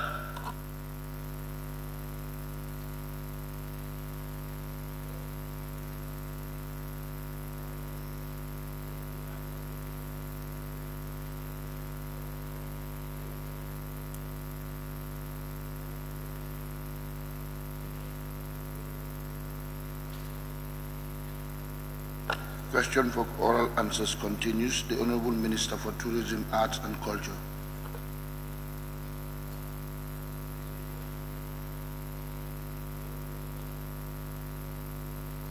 Clerk, Fisheries, please. Minister of Tourism is not in. The Minister of Tourism is not yet Question in. Question for oral answers continues. Minister for Fisheries, Water Resources, and Honorable National Speaker. Assembly Matters. Member for Woolly East. Well, it's already about 3 and half of the plenary is going for lunch. Why don't you consider lunch break? You know, we have only 2 Because ministers. this one has many questions. Yeah, okay. We only have 2 ministers. So. We have only 2 ministers. We have many questions for him. Thank you. Minister of Fisheries, you may take the podium.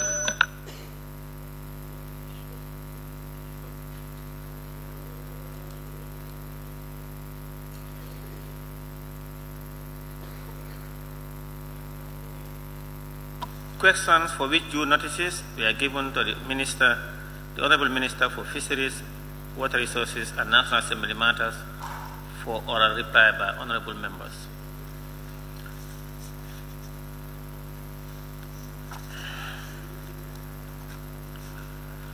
Question number 289 of 2022 by the member for Banjul South.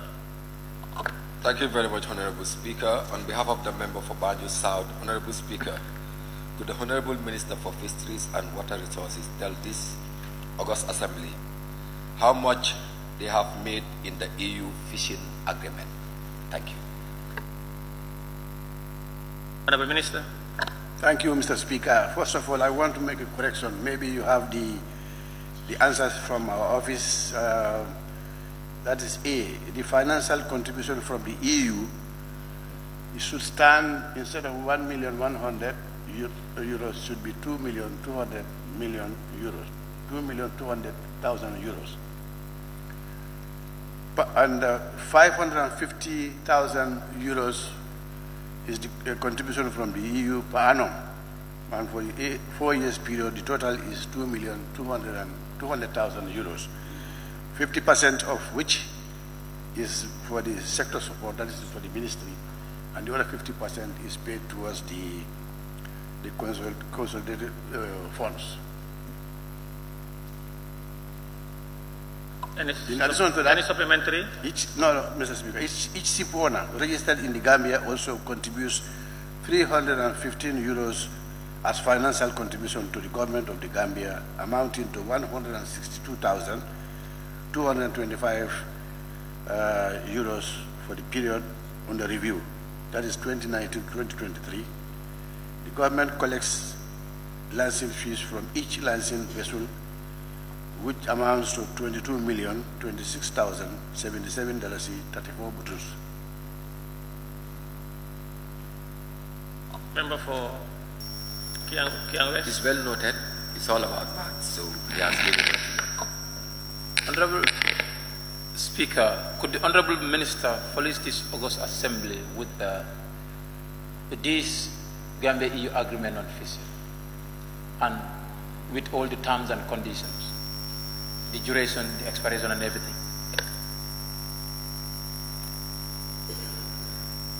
Mr. Speaker, I believe the question is for how much be received from the EU, because I am not in possession of the agreement as of now, but I know it's for a 6-year period, which will expire in 2026. Any further supplementary question? Asking it now, Honorable Speaker, I'm asking if he can furnish this House with those details that I have talked about. Yes, we can do that later. Question number 290 of 2023 by the member of Banjul South. Thank you very much once again, Honorable Speaker. Honorable Speaker, on behalf of the member for Banjul South, Honorable Speaker, could the Honorable Minister for Fisheries and Water Resources tell this August Assembly whether the devices and other monitoring centers were built as per the EU fishing agreement? Mr. Speaker, as per the EU-Gambia government fishing agreement, a monitoring center has been established since 2020 with all the necessary operating devices as per EU agreement, and the center was launched in 2021 and is fully operational. Good. Question number 291 of 2023 by the member for Woolly East. Thank you very much, Honorable Speaker. Honorable Speaker, could the Honorable Minister for Fisheries and Water Resources update this August Assembly on the state of implementation of the International Maritime Organization, IMO, in relation to the mitigation of employment opportunities for our young people? Thank you. Mr. Speaker, IMO is not within our purview, and that of the Gambia Maritime Agency, which is under the Ministry of Transport and not the Ministry of Fisheries. So we cannot provide the answer. Thank you very much. Question number 292 of 2023 by the member for Woolly East.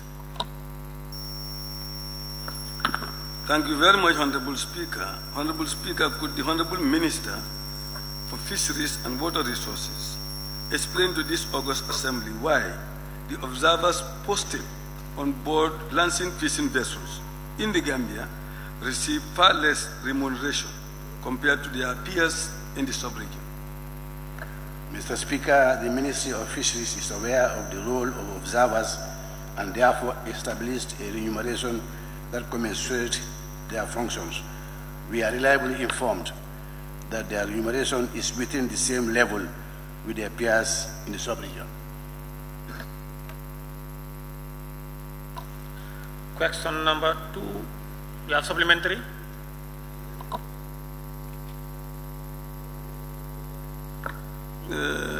It looks like the minister is contending this one, but the young people that are on board these fishing vessels are also saying something different. Would your ministry be ready to make some further inquiries on the scale of pay for these young people? Honorable member, is the same question you ask? No. Now I'm saying whether he'll be ready to do further inquiries in relation to the payment of young people on board vessels. Further inquiries. Mr. Speaker, we have already done that, but I can promise that we can engage our partners in the sub-region, and also if those who are complaining to him can come to the office, we will be able to verify. And then if you have any answers, we not hesitate to inform the House. Question number 293 of 2023 by the member of Woolly East. Thank you very much, Honorable Speaker. Honorable Speaker, would the Honorable Minister for Fisheries and Water Resources provide data to this August Assembly regarding the marketable fish species in the Gambia and what efforts are being done to ensure that they do not dwindle? Mr. Speaker, we are saying in the Gambia all fish species caught in our waters are marketable.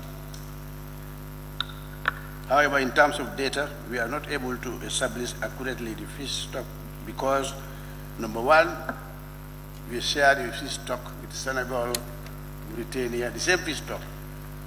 Cape Verde, Sierra Leone, Guinea-Bissau, and Guinea-Conakry. And if, in the absence of a research vessel, we cannot establish the accurate data of our fish stock, our share of that fish stock. Question number 294 of 2023 by the member for Woolly East. Thank you, Honorable Speaker. Honorable Speaker, could the Honorable Minister for Fisheries and Water Resources explain to this August Assembly whether he is aware that even the risk allowances of the observers on board fishing vessels are not paid to them, the risk allowances?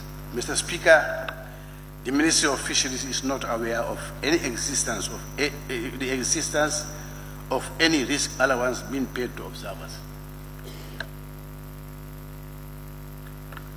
Thank you very much, Honorable Speaker. Honorable Speaker, could the Honorable Minister endeavor to make real findings, since he is not very sure, as to the risk allowances of our people on the board vessels?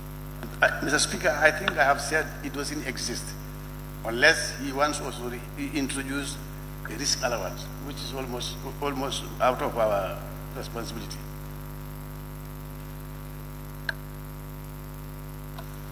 Thank you very much. Honorable. Go ahead. Go ahead. Honorable Speaker, thank you very much. Could the Honorable Minister consider introducing risk allowances for people who are working on board fishing vessels, because these are very dangerous seas? Now, we don't have any provision to provide risk allowances for those observers, but unless if the Honorable Member can influence the House to give us the resources to do that, we are more than willing to do that. Thank you very much, Honorable Minister. Member for Serekunda. Yes, thank you very much, Honorable Speaker. As the Minister said, if the member can convince the House to give them more allowances, more monies, resources in order to be able to pay those inspectors. Is it the Gambia government who employs them or the European Union? The observers have an association. It's a private arrangement from government, and they provide these observers and these fishing vessels, the owners who pay for those observers, not from the European Union. Member for Kiang West. Honorable Minister, which association is this? And when did the government have that arrangement with them?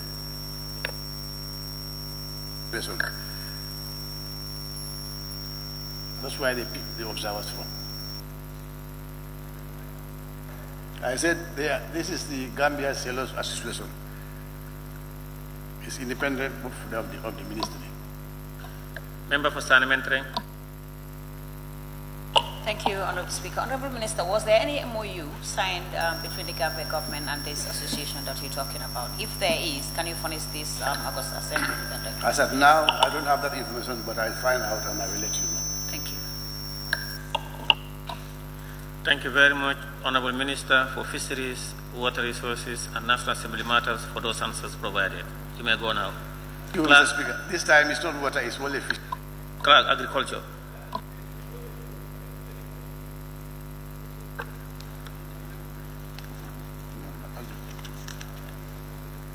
Thank you. Question for oral answers continues. The Honourable Minister for Agriculture. Thank you, Honourable Minister. You may take the podium. Honourable Speaker, the House is empty. Honourable Speaker, it's empty. People are going for lunch, Honourable Speaker. Questions for which due notices were given to the Honourable Minister for Agriculture by Honourable Members for oral reply.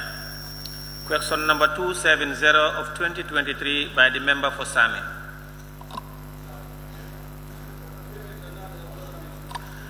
Question number 271 of 2023 by the Member for Brikama. Honourable Speaker, would you consider a break for people? Look, the House, we are all going to lunch, you know. Have you eaten? Do we have quorum? No, count, no.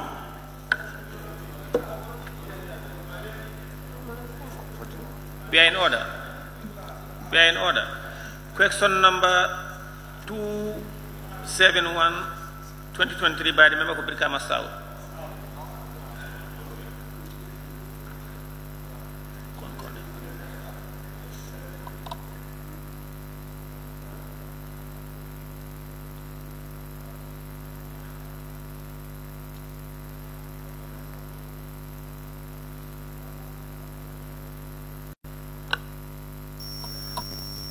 Chief Whip,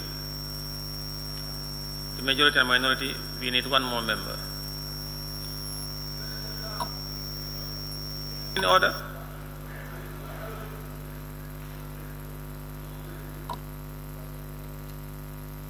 Can you get...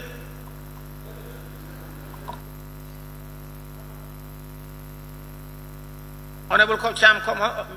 Lower please come in. Yeah, thank you. Question number 271 of 2023 by the member for Brikama South. Question number 272 of 2023 by the member for Upper Fuladu West. Question number 273 of 2023 by the member for Sabak Sanjar. He authorizes you. Honorable Speaker, let's call people to come in. This is just crazy. Please don't use your mic. He authorizes the member for Serekunda. Question number 274 of 2023 by the member for Woolly East. I never leave until it is done. Thank you very much, Honorable Speaker. Honorable Speaker, could the Honorable Minister for Agriculture update this August Assembly on the state of implementation of the Roots project, especially in relation to the Fodekunda Garden in Woolly East? Thank you. Thank you very much, Honorable Speaker, and thank you, Honorable for Woolly East. Honorable Speaker, I wish to inform the Honorable Member for Woolly East that the Roots project is divided into three main components. However, before I get to the components, specifically for the Fodekunda Garden that you asked about, is part of the NEMA gardens that are supposed to be rehabilitated. The tender documents are already being finalized, and we expect the tender for the rehabilitation to be put out by the end of this month. But on a general terms, when you ask about the implementation of the Roots project, it is divided into three, that is agricultural productivity and adaptation to climate change, and also access to market, project management, institutional development, and citizen engagement. These are the three breakdowns, and if you want further, more minute detail as to the implementation of the project, we have. The project is being implemented in 39 districts across the 5 administrative regions of the country. The project target group comprises the population in these catchment areas, in particular smallholder, micro-entrepreneurs, and poor rural youth and women populations. Approximately 40,000 households, or about 320,000 people, that is over 10% of the Gambian population, benefits from this project.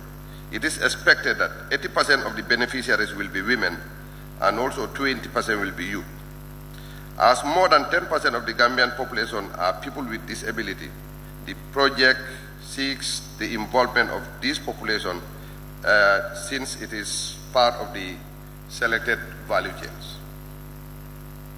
Thank you. Thank you very much, Honorable Speaker. Honorable Minister, when do you really expect this rehabilitation to be done at Fodekunda? Exactly when do you, because this has been long overdue. When do we really expect it to take place? Thank you very much. Honorable Member for Woolly, I think I just said that the tender documents for the rehabilitation of these routes, which are previous NEMA gardens, is already being finalized. And we expect the tender documents to be out by the end of this month. And then the tender will be public, and then that's when we expect the work to start rolling. Thank you very much. Any further supplementary question? Thank you very much, Honorable Minister. Yes, sorry. If you have supplementary, you raise a question. No, not supplementary. I was assigned by the member for 𝒂𝒊𝒏 to read his question on his behalf. So I thought a communique was sent to the table office. I don't know if they can confirm that. We called that question earlier on.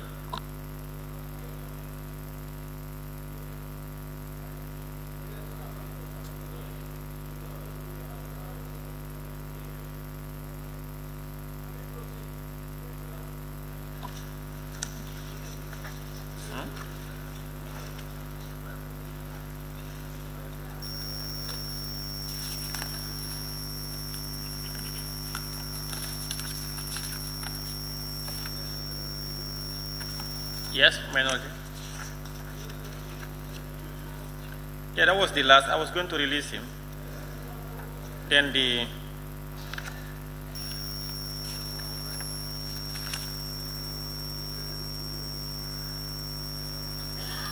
member for 𝒂𝒊𝒏.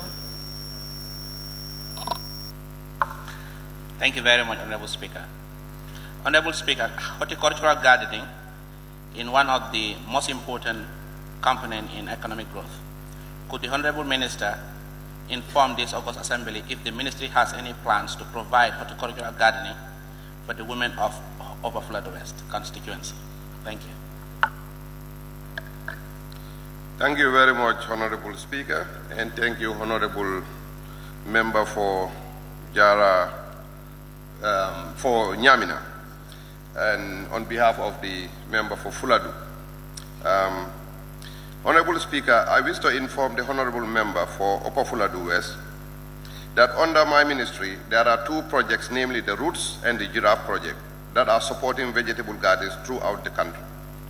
As we speak, the Roots project, which is a demand-driven project, has received requests for assistance of vegetable gardens, of which villages in CRR are of the request.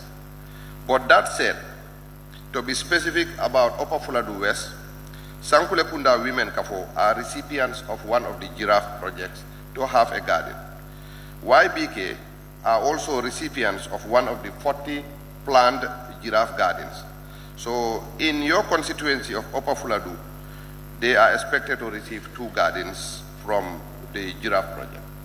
And also, currently there is a Roots established garden in Sololo Mandinka.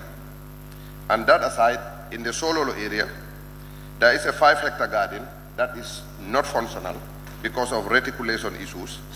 This is a garden that is listed as those that are supposed to be rehabilitated. So in 𝒂𝒊𝒏 alone, you are benefited 2 new gardens and 2 gardens to be rehabilitated.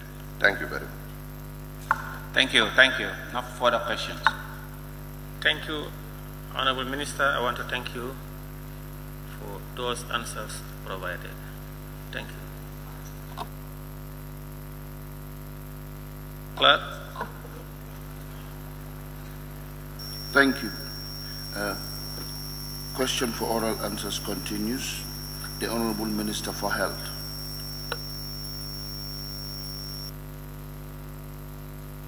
Minister of Health, can you please proceed to the podium?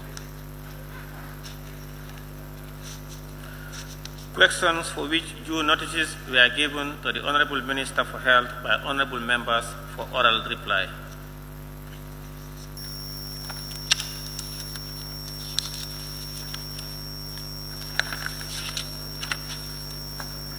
Question number 208 of 2023 by the member for Banjul North.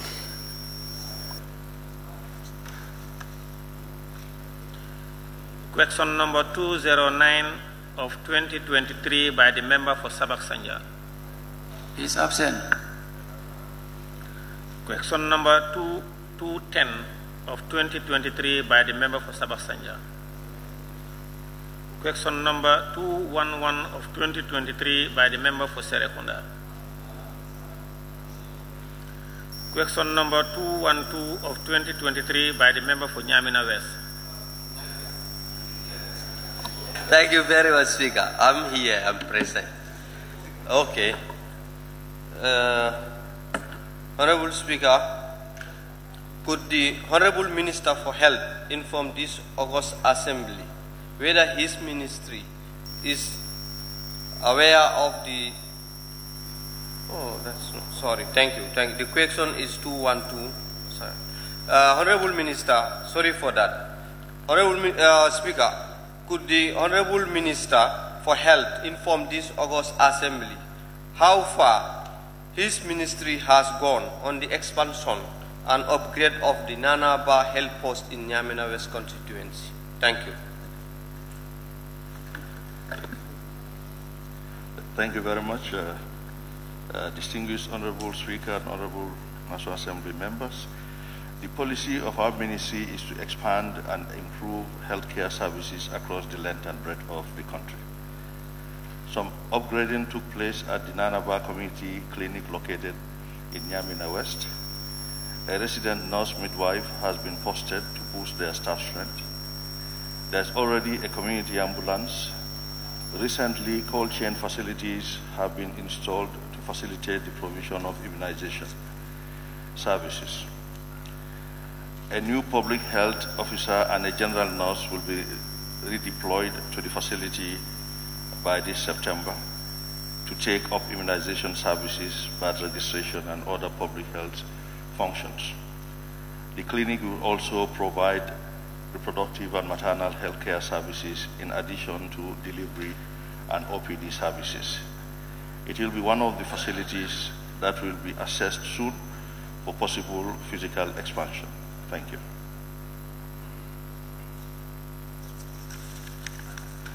Thank you, Honorable Minister. Yes, we are aware of the health personnel posted there, but are you aware of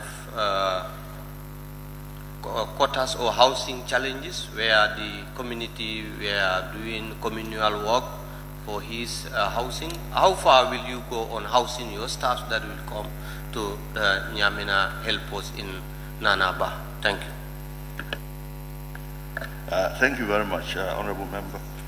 The issue of housing health workers across the length and breadth of the country is a big challenge, considering the numbers and the fact that it is the prerogative of government to house all the staff members to make service provision easy.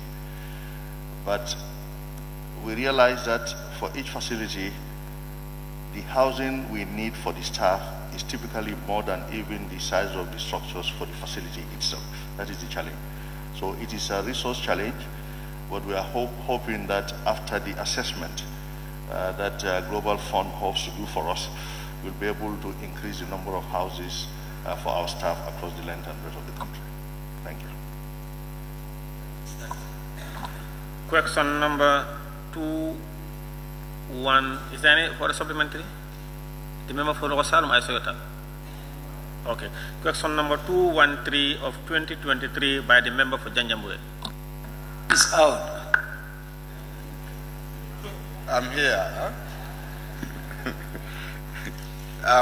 Thank you very much, Honorable Speaker.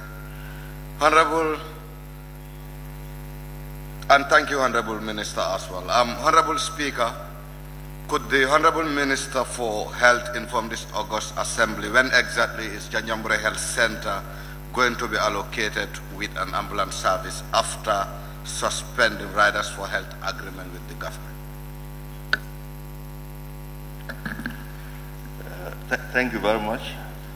Honorable Speaker, I wish to bring to the attention of the Honorable Member that the said ambulance has been moved to the Kaur Minor Health Center following an unfortunate accident involving the Bansang Hospital ambulance. The Kaur ambulance was earlier deployed to Bansang Hospital owing to its state, thereby creating a big gap for the Kaur Health Center. Although Janjambure does not have an ambulance at the moment, There are other ambulances supporting the facility in transporting patients. Kunting and Galemanda community ambulances also provide support services for referrals. We are getting partner support by the way of providing new ambulances.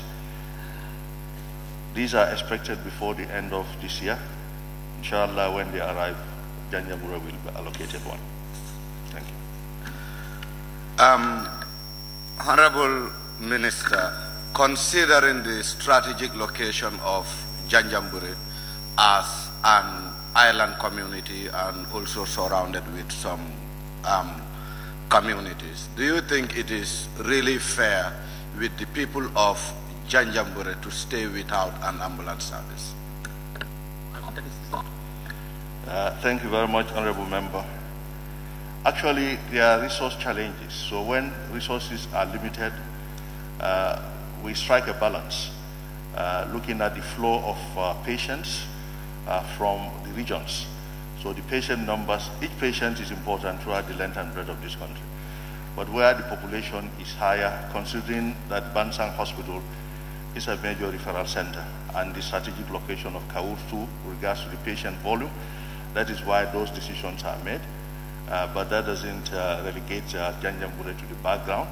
It is still very high on our agenda to provide ambulance services. And we wish to do that for all the facilities in this country. Thank you very much, Honorable Minister. If I may ask, from your own response, you said an ambulance would be available for the Janjanbureh Health Facility by the end of the year. Is this an assurance from your ministry or otherwise? Thank you. Thank you very much. As I said earlier, some partners are providing some ambulances for us as a country. This is a grant from African Development Bank through West African Health Organization, and quite a number of ambulances. And we prioritize Janjanbureh when they come, inshallah. The procurement process is on as I speak.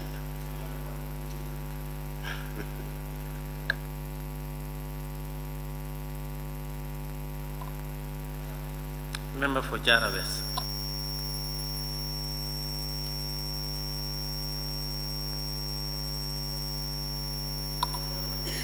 The member for Lower Salu. Honorable Speaker, Honorable Minister, fact of the matter is, you know, the inhabitant in Kau, we don't Lower Salu now. You can take Upper Salu, Nyanikia, Kau, and the Kulos Tabalanga. Kau can stay without no ambulance. Where the people use my car to transport patients to Faravani. Is that fair, Honorable Speaker? No. Because the answer that he provided, Kau, is mentioned because our ambulance is moved to Bansang. So, you know, it's a trap that I was making to him. Kau is there.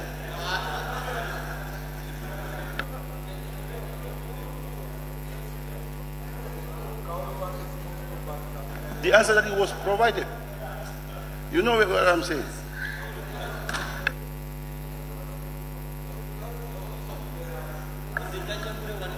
Thank you. Actually, what I said was the one in Janjanbureh was moved to Kaur. The one in Kaur was moved to Bansang. That's the information we got. There's no ambulance in Kaur. I'll be surprised at that information, but I will verify. I'll verify immediately I leave here. Thank you. Member for Jara Central. Thank you very much, Honorable Speaker. Honorable Minister, in response to the answers rather you just given to Janjanbureh, how many ambulances are these in number? But the ambulances that he is expecting from his partners, how many are they in number?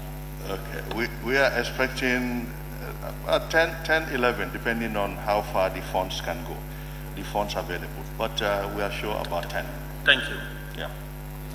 Thank you, Honorable Minister. The member for Joshua.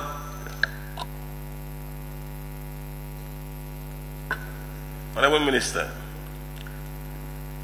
out of the 10 ambulances, will Joshua be catered for? Joshua. Honorable Minister, no, please. Out of the 10 ambulances, Honorable Speaker. No, please.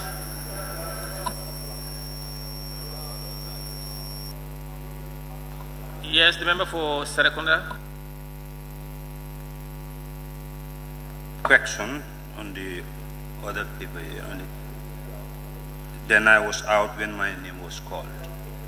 So, but if I'm given the opportunity, I would. Yeah, thank you very much, Honorable Speaker. I have not given you the opportunity. You were requesting, and I didn't say a word. Please go ahead. Now, what I will do is, I will allow the member for Banjul North Falls. Thank you very much, Honorable Speaker, and I also want to apologize. When you called, I was out to at least help myself. Honorable Speaker, could the Honorable Minister for Health inform this August Assembly when the National Health Insurance Scheme will be launched? Thank you.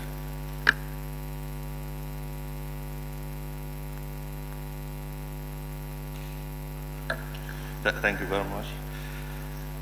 Honorable Speaker, the National Assembly enacted the National Health Insurance Act in 2021, which established the National Health Insurance Scheme, NHIS. The scheme aims at ensuring access to quality essential health services for all Gambians and non-Gambian residents in the Gambia without causing financial hardship. I wish to inform the Honorable Member for Banjul North constituency that as part of our efforts to implement the NHIS, the National Health Insurance Authority and other stakeholders are piloting the National Health Insurance Scheme in Bundung Maternal and Child Hospital. Lessons learned from this piloting will assist the authority to commence the national rollout in January 2024. The government of the Gambia is committed to providing universal health access to the populace through NHI and through her various ministries and other functionaries, including, of course, the development partners, is embarking on raising resources for the national launching of the scheme. However, we still have huge financial gaps as the sources of funding for the NHIS has been a challenge to implement. Therefore, the NHIA Act needs to be amended to identify new sources of funds that the mafia can disburse. Thank you very much.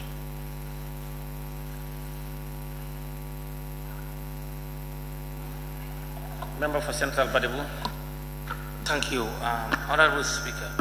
Honorable Minister, I'm not clear. Are you responding on launching or the implementation status of it?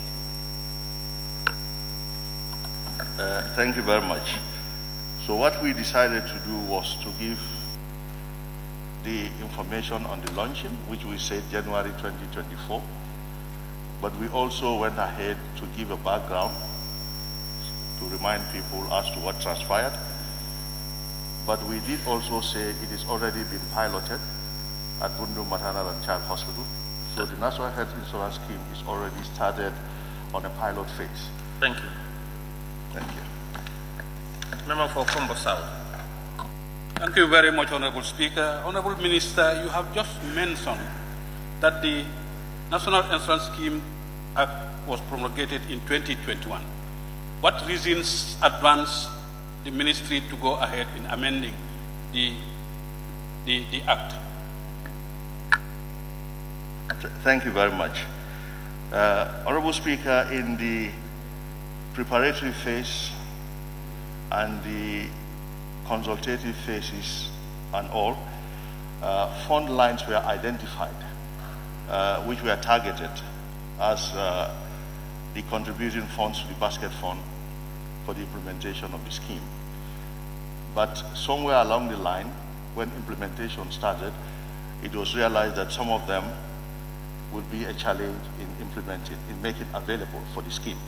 So that is why it is recommended by stakeholders that we review to see which funds are implementable and which funds are a challenge. So there are a list of sources of funds that have been itemized, but some have become a challenge in consultation, later consultation with the Ministry of Finance for us to get access to those. Thank you. Member for Lower Salon. Honorable Minister, hope there was any proper feasibility study on this insurance scheme.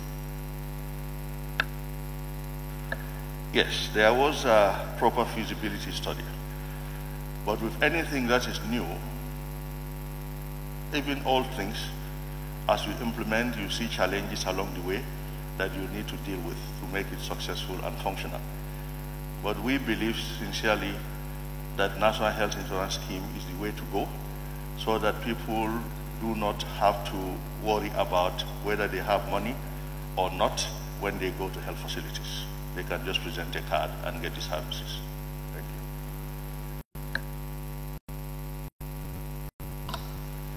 Thank you. Question number 211 of 2023 by the member for Serekunda. Thank you very much, Honorable Speaker. Honorable Speaker, could the Honorable Minister for Health inform this August Assembly whether his ministry is aware of the lack of ambulance at the Serekunda Health Center? Thank you very much.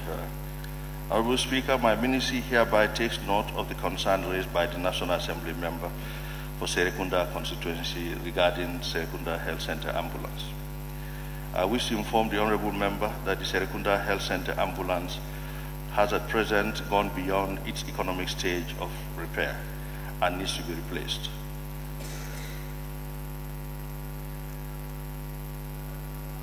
Currently, the Ministry has made progress towards signing of a new transport management agreement with Riders for Health.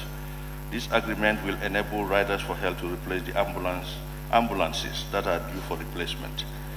Meanwhile, to ameliorate the situation of the Serekunda ambulance challenges, the Sukuta, Fajikunda, and Bundu Maternal Child Health Hospital ambulances are providing support in case of referrals.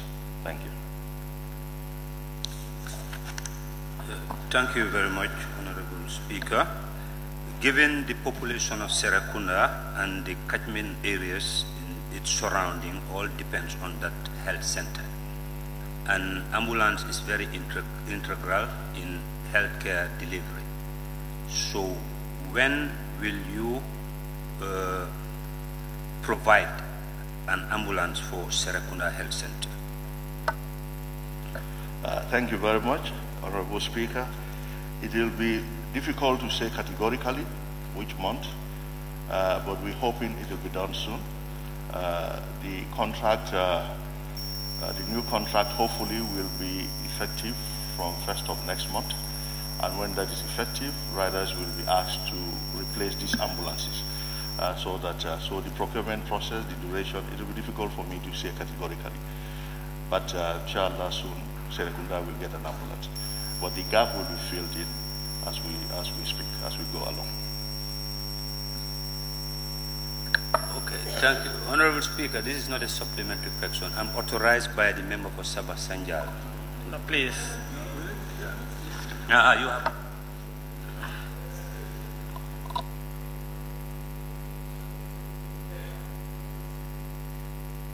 Member for Central Badibu. Thank you very much. Honorable Speaker, if you look at the Serekunda Health Center, as alluded by the member, it has a lot of catchment areas, and this is a need for them to have ambulances. We all know emergency cases are numerous. Honorable Minister, do you have other alternatives than depending on the agreement between you and Riders for Health? Is it possible in the next budget we have ambulances for this very important strategic health facility? Thank you very much. Honorable Speaker, that is sweet to my ears, So next budget will bring a list of where we need ambulances, and we'll look forward to your approval. Because fortunately, thank you. Fortunately, we've gotten support from the German government to have an ambulance command center for this country, where all these ambulances will be monitored and they'll be visualized on GPS systems, and they have 24-hour service. So they are going to establish that for us very soon. So when we get that and we get more ambulances, that will be very good for this country. Thank you. Thank you. Member for Lower Salum. Honourable Minister, the 10th ambulance that you want to bring, are you ready to cater Serekunda facility there? Yeah, I think most of those have been allocated, but I think it's based.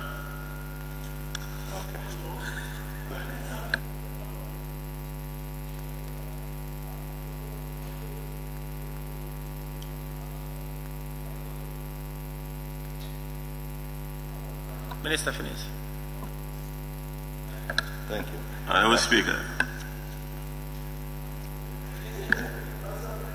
I can go. Yeah, most of those have been earmarked already, but depending on the situation, the need, these ambulances can be moved and they can be reallocated. So it depends on which ones come first. Then we'll look at that. Thank you. Thank you, Honourable Minister. Member for Woolly East. Thank you very much, Honourable Speaker. Honourable Minister, ambulances are okay, but the problem is the fuel is always a challenge. Would your ministry ensure that when these ambulances are provided anywhere, they are properly fully fueled so that they operate efficiently? Thank you very much. Thank you very much. Honourable Speaker, we actually reviewed the entire Riders for Health contract to see how to streamline. And we believe that when we also have a means of monitoring the ambulances, how they go, how they travel, where they go to, it will be easier to cut down on cost of fuel. However, it boils down to availability of resources. So I think this coming budget session, inshallah, will have actually a very realistic fuel consumption rate, and we'll table it. So we'll ask for your support in that, so that there is a hitch-free ambulance operation services. Yeah, thank you.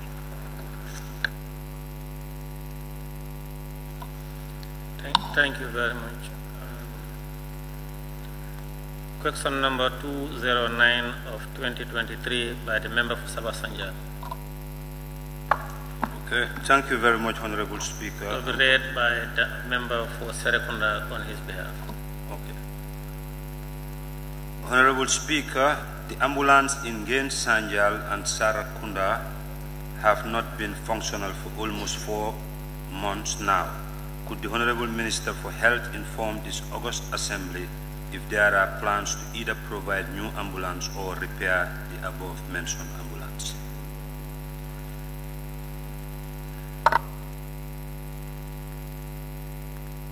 Thank you very much. Honourable Speaker, the Serekunda ambulance had a major engine problem which had to be replaced in August 2023, which had been replaced in August 2023 and has resumed full operations now. Similarly, the 𝒂𝒐𝒏 ambulance also had a fuel system problem. The fuel injection pump has been replaced and the ambulance was released on the 19th of July 2023 and is fully operational. Thank you. Question number 210 of 2023 by the member for 𝒂𝒏 to be read on his behalf by the member for Serekunda. Honourable Speaker, the watchman in 𝒂𝒐𝒏 has been on voluntary service for almost 3 years now. Does the ministry have any plans to offer him a permanent employment opportunity? Honourable Speaker, my ministry is aware that a certain individual has been working as a volunteer watchman at the said health facility. I would like to inform the honorable member that the management of 𝒂𝒄𝒄𝒏𝒄𝒏𝒆𝒍 Health Center is currently paying the volunteer monthly from their results-based finance subsidies. Additionally, the Directorate of Human Resources for Health under the Ministry of Health is in receipt of the job application from the individual, and the process of employing him is ongoing.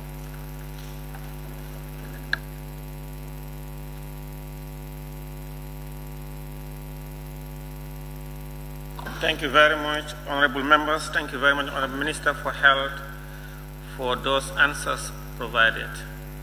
Thank you. You are this. You can go now. Thank you very much. Thank you, honorable members, for those questions, both substantive and supplementary. And I want to thank you for the time. I now put the question. Be it resolved that this August Assembly do stand adjourned until Thursday, 14 September 2023. Order, please. Order. Be it resolved that this August Assembly do stand adjourned until Thursday, 14 September 2023 at 10 a.m. Those in favor, please say aye. Those not in favor, please say no. The ayes have it. The Assembly now stand adjourned until Thursday, 14 September 2023 at 10 a.m. prompt.